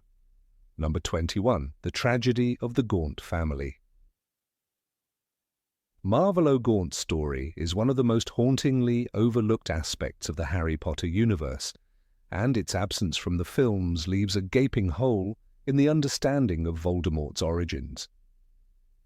In the book Harry Potter and the Half-Blood Prince, we are given a glimpse into the decaying legacy of one of the oldest wizarding families, direct descendants of Salazar Slytherin himself.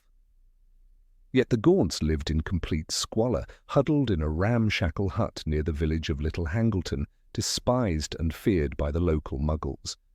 Their very existence reveals the corrosive nature of blood supremacy, showing how obsession with ancestry can rot a family from the inside.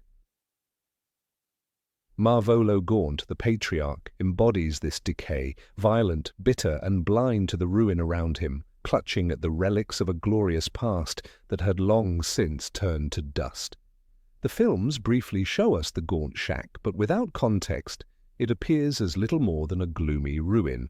What the book reveals, however, is that this was the stage on which Tom Riddle, the boy who would become Lord Voldemort, first touched the heritage he would later glorify and weaponize. Marvolo flaunted his family's heirlooms like trophies. He wore the Gaunt ring, an ancient relic set with the Peverell coat of arms, on his gnarled finger, as though it alone made him superior. Around his daughter, Merope's neck, hung the locket of Salazar Slytherin, a piece so prized that it became, centuries later, one of Voldemort's Horcruxes. Yet these treasures were not sources of comfort for the Gaunts. They were reminders of what they thought they deserved, but could never reclaim. They clung to them the way drowning men cling to driftwood. When Dumbledore shares these memories with Harry, we witness Marvolo's cruelty firsthand. He speaks of muggles with disdain, hurling insults at his daughter and beating her for showing the smallest flicker of independence. In one chilling passage, he sneers at her affection for Tom Riddle Sr., the handsome muggle boy from the nearby manor, calling her a filthy squib and treating her as less than human. This violent obsession with pure blood exposed the hypocrisy of the Gaunts. They saw themselves as the pinnacle of wizarding heritage, yet their lives were steeped in poverty, violence, and irrelevance. They were prisoners of their own arrogance, too blinded by prejudice to notice their family line rotting from within. The Gaunt family was more than just dysfunctional, it was cursed by madness. Marvolo's son, Morfin Gaunt, embodied this in a particularly grotesque way. Morfin inherited his father's hatred and instability, coupled with a dangerous lack of control over his magic. When Tom Riddle Jr. first arrived at the Gaunt shack, Morfin reacted with hostility, hissing in Parseltongue and brandishing his wand at the stranger who dared to walk into their domain. It was in this moment that Voldemort discovered his bloodline stretched back to Salazar Slytherin, the wizard whose legacy of Parseltongue he now understood as part of himself. Slytherin's true heir, Voldemort would later call himself, and this discovery in the Gaunt household was the seed of that obsession. The tragedy of Merop Gaunt is perhaps the most heart-wrenching detail of the story, one that the films almost entirely erase. Beaten down by her father and brother, treated as worthless and powerless, she clung to the one spark of hope she had, her love for Tom Riddle Sr. The handsome Muggle had no regard for her, but Merop, desperate to escape her wretched existence, used a love potion to bind him to her. For a short time, she experienced what she thought was happiness. But when she became pregnant with Tom Marvolo Riddle, she released her husband from the enchantment, hoping he would stay. He abandoned her immediately, Merope, broken and destitute, gave birth in a London orphanage, naming the child after his absent father and her abusive father. She died shortly afterward, leaving Voldemort alone, unloved, and with a name that carried bitterness from the start. In the shack of the Gaunts lay the foundation for everything Voldemort would become. It was there he stole the locket from his uncle Morfin. There he learned the dark truth of his heritage, and there he began to shape the mythology that would later terrify the wizarding world. The book describes how Voldemort framed Morfin for the murder of his own father and grandparents, manipulating the Ministry into sending his uncle to Azkaban. Voldemort left the Gaunt shack with not only treasured relics, but with the satisfaction of erasing the Muggle stain from his family history. He reshaped the narrative to suit his ambition, making himself the sole heir to Slytherin's legacy, while condemning his uncle to rot in prison for crimes he himself committed. One of the most striking aspects of Marvolo Gaunt's character is his inability to see beyond bloodline. He dismissed Merope as weak because she struggled with magic under the oppressive fear he instilled in her. He saw Morfin's cruelty as a mark of strength rather than a symptom of madness, and he brandished Slytherin's locket as though it gave him dominion over the world, blind to the fact that his family was disintegrating around him. "See this!" he barked at the Ministry officials, who arrested him for attacking Muggles. "I'm a Gaunt! I'm Slytherin's last living descendant!" But his boast only underscored his pathetic state, clinging to the shadow of greatness, despised by those around him, and doomed to be remembered not as a proud heir, but as the father of a broken line. The Gaunt family's downfall is a cautionary tale about the dangers of obsession with heritage. The films deprive viewers of this vital context, reducing Voldemort's backstory to a mere collection of facts rather than the tragic unravelling of a family consumed by pride. Without the Gaunts, the audience cannot fully grasp why Voldemort so desperately pursued immortality and purity. He inherited not wealth or influence from his ancestors, but madness, cruelty, and a legacy of ruin. His fixation on creating Horcruxes was not only a quest for power, it was an attempt to rewrite the shame of his bloodline, to replace the image of the crumbling gaunt shack with monuments of his own making. One cannot ignore the symbolism of the gaunt ring which contained the resurrection stone. To Marvolo it was a family trinket. To Voldemort it became both a Horcrux and a cursed weapon against Dumbledore. The irony is heavy. A relic that could have given Voldemort the connection to family he lacked, he instead twisted into an object of destruction. Similarly, the locket that Merope once wore as a symbol of love for her ancestry became an object of terror, imbued with Voldemort's fractured soul. The Gaunt family's treasures were perverted into instruments of horror, echoing the way their legacy itself was corrupted. The Ministry's involvement in the Gaunt tragedy also highlights the broader wizarding world's failure to address such decay. When Marvolo and Morphin were arrested for attacking Muggles, their punishments were short-lived and their squalor was ignored by the authorities. The wizarding community turned a blind eye to the festering hatred in the Gaunt household, just as they would later ignore the signs of Voldemort's rise until it was too late. This neglect allowed Voldemort to grow in the shadows, armed with the heirlooms and ideology of his ancestors. The scene where Voldemort confronts his uncle Morphin is one of chilling significance. Voldemort leaves Morphin unconscious and wandless, stealing his possessions and framing him for murder. Morphin dies in Azkaban, forgotten, while Voldemort rises. This act is more than just cruelty, it is symbolic patricide. By erasing his last living relatives, Voldemort severs himself from the failures of his bloodline, reinventing himself as the flawless heir of Slytherin.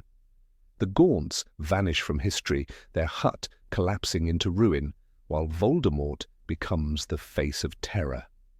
The films, by cutting this storyline, deny viewers the profound irony of a man who hated his family, yet built his entire identity on their name. The tragedy of the Gaunts also deepens the theme of choice in the Harry Potter series.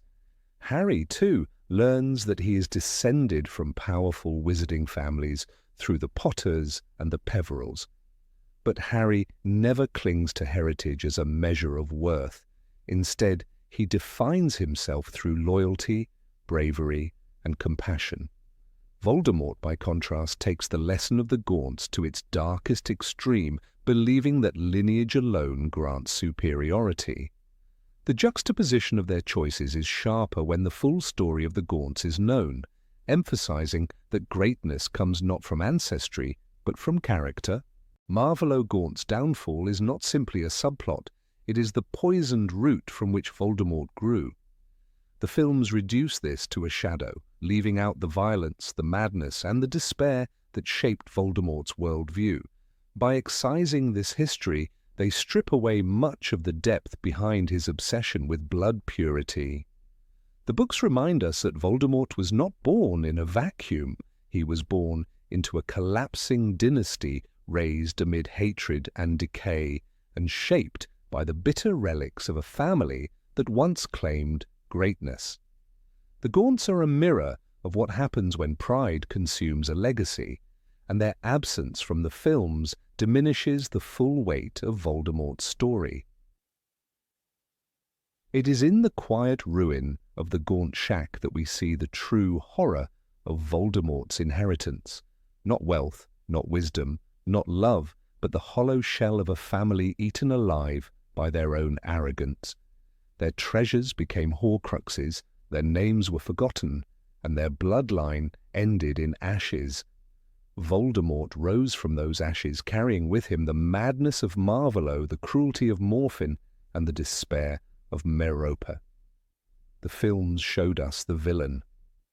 The books showed us the tragedy that made him, and it is the tragedy of the Gaunts that reveals the darkest truth of all. Evil is not born, it festers, inherited in silence, and thrives when history chooses to forget. For 22, the story of Hedwig. Hedwig was more than a snowy owl with amber eyes. From the moment Hagrid handed her to Harry on his 11th birthday, she became a symbol of freedom, magic, and companionship. She was not only the first gift Harry ever received that was truly his, but also his first real friend in the wizarding world. When the Dursleys tried to cage Harry in their world of locked cupboards and forbidden letters, Hedwig's arrival cracked open that prison. She was his messenger, his confidant, the one creature that connected him to Hogwarts when he was forced to return to Privet Drive. In many ways, she was the living proof that magic and love could reach even the bleakest of places. Rowling never wrote about Hedwig as a mere pet. In Philosopher's Stone, Harry cherished her in a way he never cherished anything before, treating her with respect and awe. When he fed her, when he talked to her in the stillness of night, readers felt that Hedwig embodied the unconditional bond Harry had always been denied. She would nip his ear affectionately or glare at Ron and Hermione when they annoyed him, reminding us that she had her own personality. Unlike most owls in the series, Hedwig was a true companion. Her silent presence emphasized Harry's loneliness and his longing for connection, and her loyalty marked the first time in his life that someone, human or not, chose him without condition. It is precisely this symbolic weight that makes her death in Deathly Hallows so devastating in the book. Rowling does not treat her passing as a simple accident of war. Instead, Hedwig dies during the flight from Privet Drive, at the exact moment Harry leaves the home of his childhood forever. The passage is short, but it carries a crushing weight. A jet of green light shot past him. Hedwig gave a tiny hoarse screech and fell off his shoulder. In a single instant, she is gone. Readers were stunned. The owl who had flown through 6 books, steadfast through storms and summers alike, was cut down in a blink. But Rowling's placement of this scene is deliberate. The moment Hedwig falls, Harry's childhood falls with her. This is not just the loss of a bird, it is the symbolic severing of innocence. Until that moment, despite battles with Voldemort and encounters with death, Harry retained pieces of his boyhood. Hedwig was a constant reminder of that boy who once marveled at Diagon Alley and sent letters home with wonder. When she dies, there is no going back. Rowling underscores that Harry's path is now one of war, sacrifice, and adulthood. Hedwig's death forces both Harry and the reader to face the harsh truth. In war, even the purest and most innocent can be destroyed. This is why her death feels so merciless and shocking. It represents a world where no bond, however sacred, is safe. The films, however, treat this moment differently, and in doing so they flatten its meaning. In Deathly Hallows Part 1, Hedwig dies early in the battle, struck by a killing curse as she attacks a Death Eater to protect Harry. On the surface it appears heroic, but the subtlety of Rowling's symbolism is lost. The cinematic choice reframes her as a fighter who falls in combat, but it removes the thematic depth. Instead of marking the death of innocence, the film presents it as a quick casualty of action. For audiences unfamiliar with the books, the emotional punch is muted, almost disposable, a side note in a sequence dominated by broomsticks and curses. What makes this cinematic alteration so damaging is not only the loss of symbolic weight, but also the loss of intimacy. In the book, Harry barely has time to process Hedwig's death. His grief is swallowed by survival, yet the image lingers with the reader long after the scene. The cruelty of her sudden fall mirrors the cruelty of war, abrupt, unjust, impossible to prepare for. In contrast, the film positions her sacrifice as a dramatic beat, quickly swept aside in the rush of battle. The emotional resonance is diluted into spectacle. For those who cherished Hedwig as Harry's silent companion, the film's version feels like a betrayal of her true narrative purpose. Rowling's writing ensures that Hedwig's death is not simply a scene to move the plot forward, but a deliberate milestone in Harry's journey. Her placement during the escape from Privet Drive, the very house where Harry's suffering began, is symbolic closure. Harry never again sets foot in that house. The death of his owl marks the end of his ties to that world. The home of his misery is abandoned, and so is the last vestige of the boy who once depended on Hedwig for solace. She falls as he rises into adulthood, her absence creating a hollow that cannot be filled. To fully understand the depth of Hedwig's role, we must recall how often she carried Harry through his darkest summers. During the miserable weeks locked in his room in Chamber of Secrets, it was Hedwig's silent companionship that kept him sane. Even when Vernon Dursley tried to punish Harry by locking her in her cage, the boy's desperation was most strongly expressed in her suffering. She was more than an owl, she was a lifeline. And that is what makes her death so haunting. The lifeline is severed just as Harry embarks on his most perilous journey. Rowling does not allow him the comfort of innocence or even the quiet presence of a friend.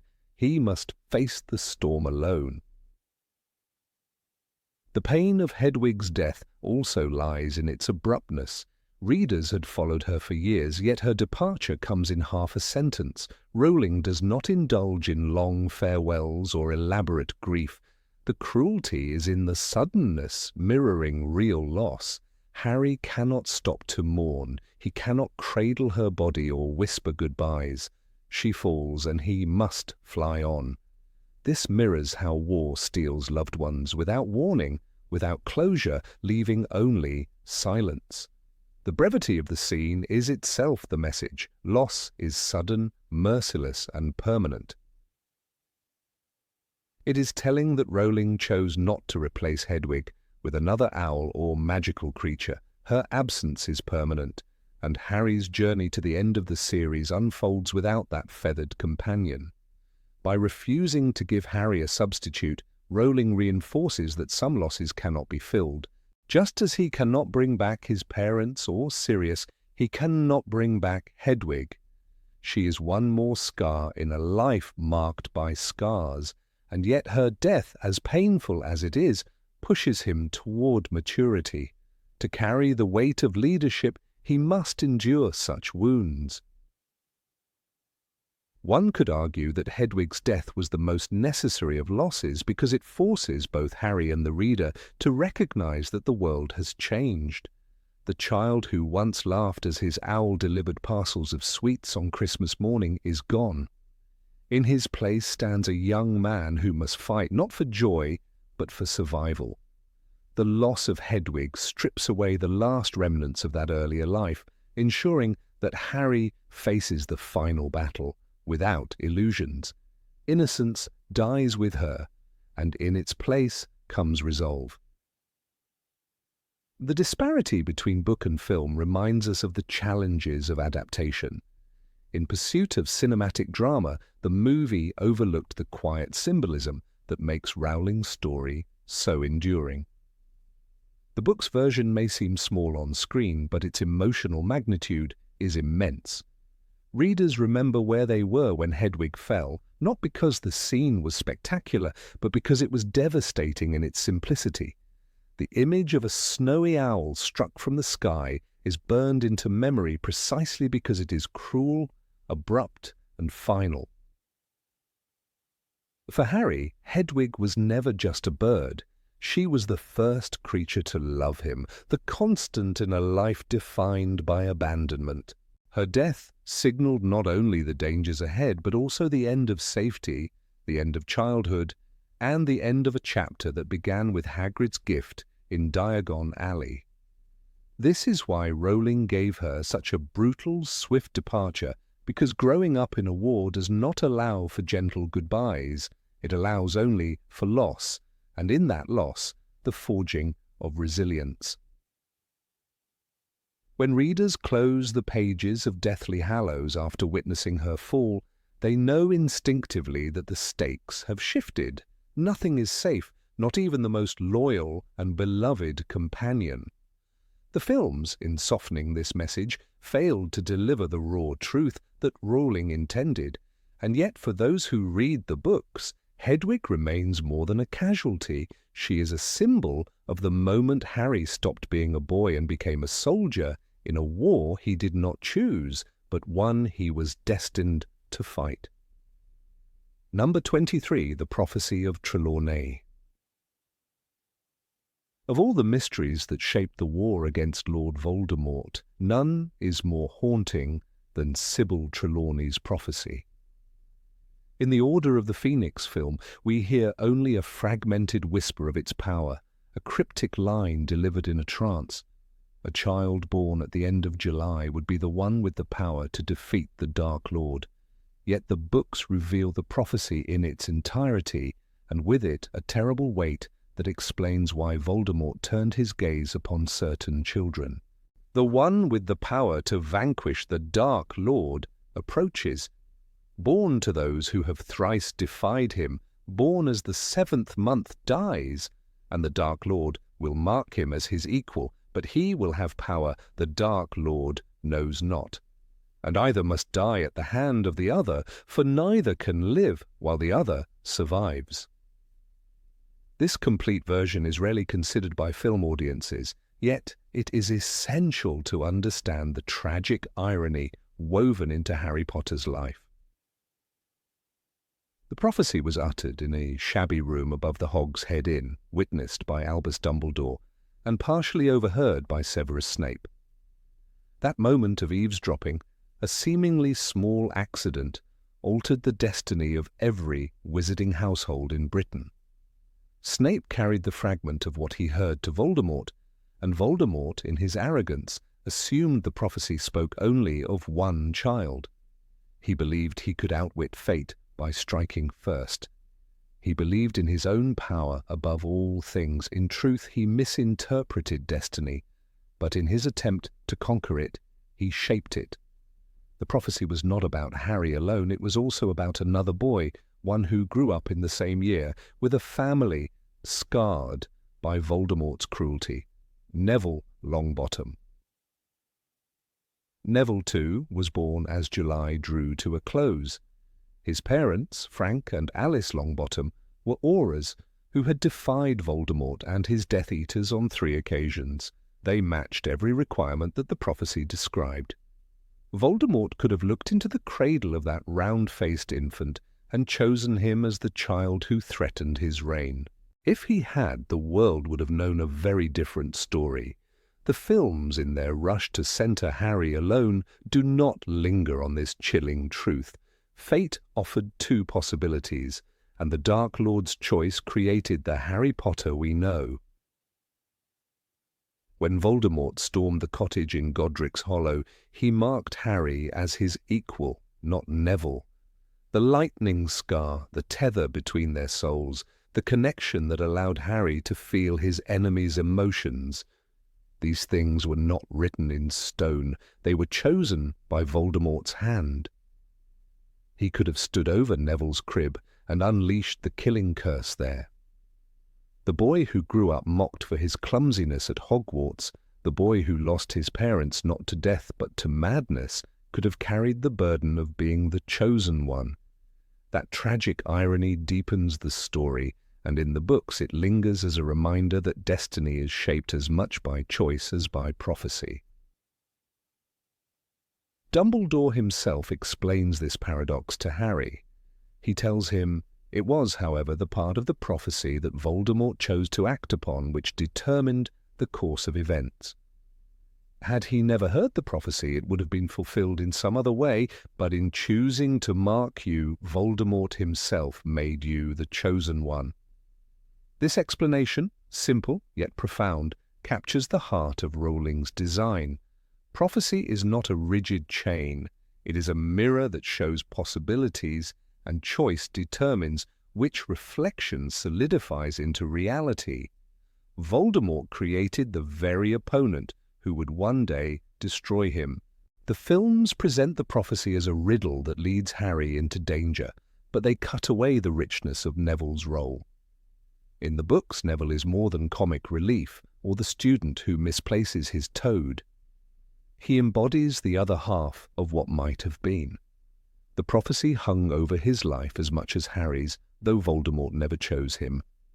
He too was a child of defiance, born to parents who had resisted darkness, and he too grew up under the shadow of Voldemort's reign. The difference was that Neville's parents were broken by the Cruciatus curse of Bellatrix Lestrange, Rabistan Lestrange, Rodolphus Lestrange, and Barty Crouch Jr. They lived, but their minds were shattered beyond repair, confined to St. Mungo's Hospital for magical maladies. Neville visited them, offering sweets they could not recognize, living daily with the silent legacy of the Dark Lord's violence. Consider the cruel irony. Had Voldemort struck at Neville, Frank and Alice would have died defending their son, as James and Lily did. Their sacrifice would have been spoken of in legends, and Neville, not Harry, would have grown up as the boy who lived. Instead, Neville bore a quieter burden, parents who breathed but did not know him, a fate no less tragic than Harry's orphanhood. In this way, the prophecy reached into both boys' lives, shaping their suffering differently, but no less painfully. The films never explore this parallel, and, in omitting it, they strip the prophecy of its full, terrible resonance. The power of the prophecy also lies in the words, "And the Dark Lord will mark him as his equal." That line does not specify Harry. It could have been Neville, but it was Voldemort who marked Harry, not by design of destiny, but through his own choice.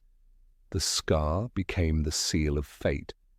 What the Dark Lord believed to be a triumph, the destruction of a baby, became his undoing. He inadvertently created the one person who could walk into death and rise again. Harry's survival, his ability to love and sacrifice, stemmed from his mother's protection, but the prophecy ensured that their bond of enmity would persist until the end. Yet Neville's story proves that power lies not only in magical birthright, but in courage. At the Battle of Hogwarts, Neville drew the sword of Gryffindor from the Sorting Hat and destroyed Nagini, the final Horcrux. In that moment, he fulfilled a portion of the prophecy as surely as Harry did. He too carried the power Voldemort did not understand, the power of loyalty, resilience, and quiet strength. In many ways, Rowling suggests that the prophecy could have been fulfilled by either boy, because both possessed the qualities that Voldemort lacked. The films show Neville's bravery in that battle, but they do not frame it within the shadow of the prophecy. They rob the moment of its destiny, presenting it instead as a subplot rather than a revelation. The chilling brilliance of the prophecy is how it entangles choice with inevitability. Had Voldemort gone after Neville, Harry might have grown up with parents, and Neville might have been the boy marked by a scar. Perhaps Neville would have struggled as Harry did, trying to carry the weight of destiny, while Harry lived a quieter life. Yet in this alternate history, Voldemort would still have forged his enemy by his own hand. This is the cruel paradox. In trying to escape prophecy, he guaranteed it.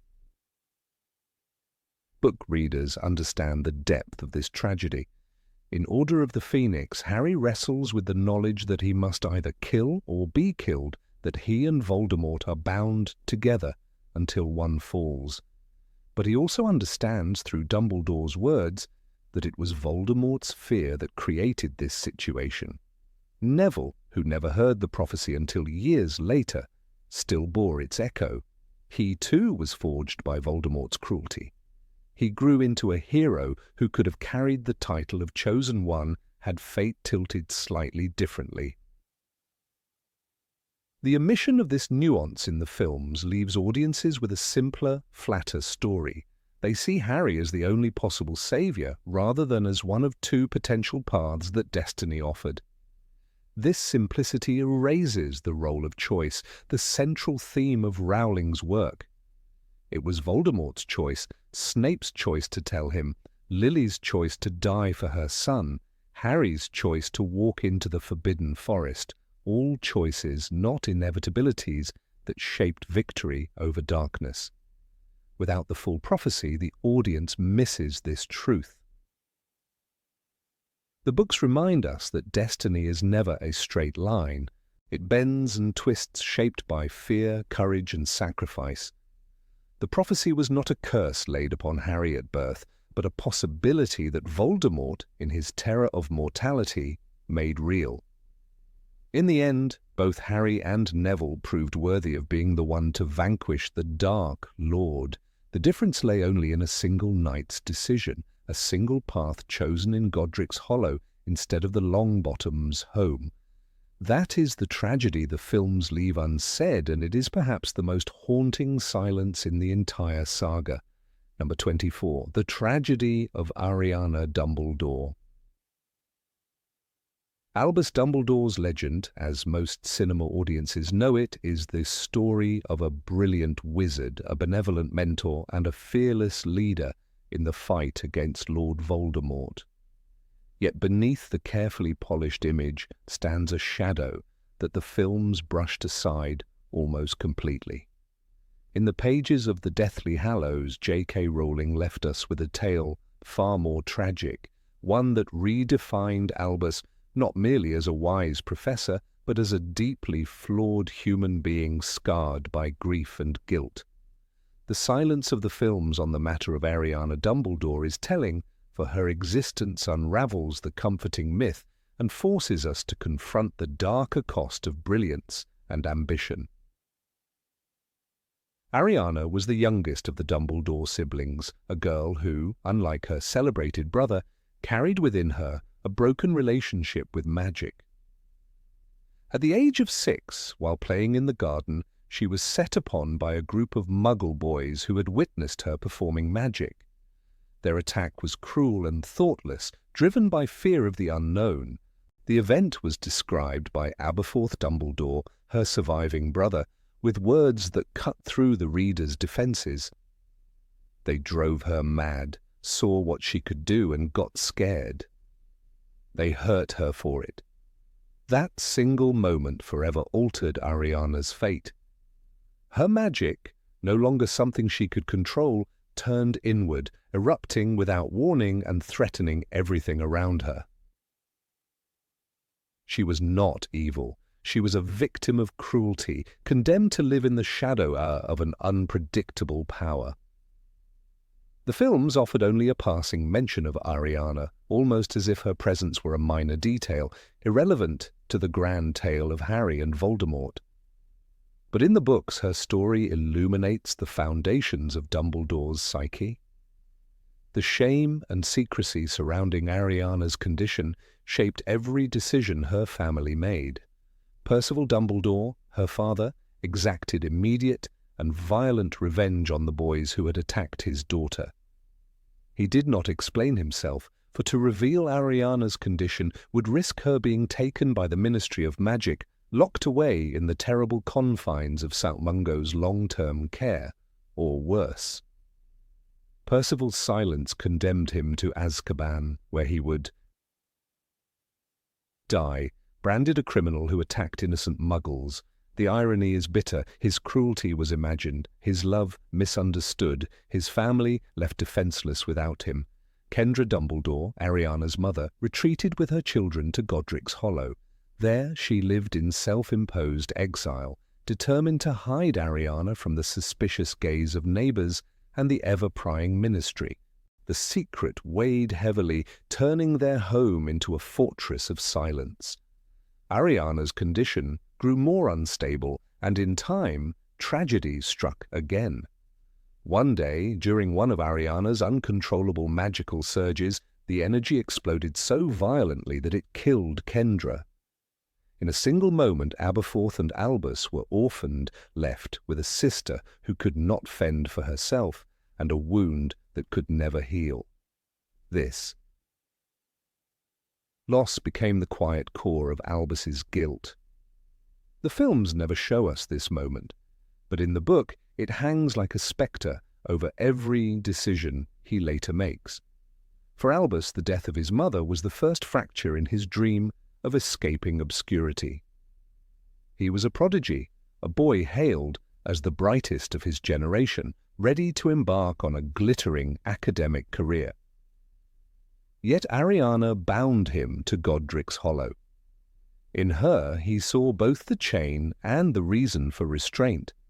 Aberforth later accused him of resenting the responsibility. He wanted to be free to explore the world, and it was me who looked after her. In Aberforth's bitterness lies a truth the films dared not whisper. Albus's ambition and Ariana's condition clashed, and this conflict haunted him long after his name became synonymous with wisdom and leadership. The complexity deepened when Albus met Gellert Grindelwald. The summer of their friendship shimmered with dangerous possibility, for together they dreamed of reshaping the world. It is here that Ariana's presence becomes not just a tragedy, but a fulcrum upon which history turned. As Albus and Gellert debated the idea of wizarding dominance for the greater good, Ariana was left vulnerable, neglected in the storm of their brilliance. When Aberforth confronted them, demanding that his brother remember his duty to his sister, it led to the duel that changed everything. 3 young men, ablaze with anger and power, clashed in a fury of spells, and Ariana, caught in the maelstrom, was struck down. No one knew whose spell killed her. Aberforth accused Albus. Albus suspected himself, and Grindelwald fled, leaving chaos behind.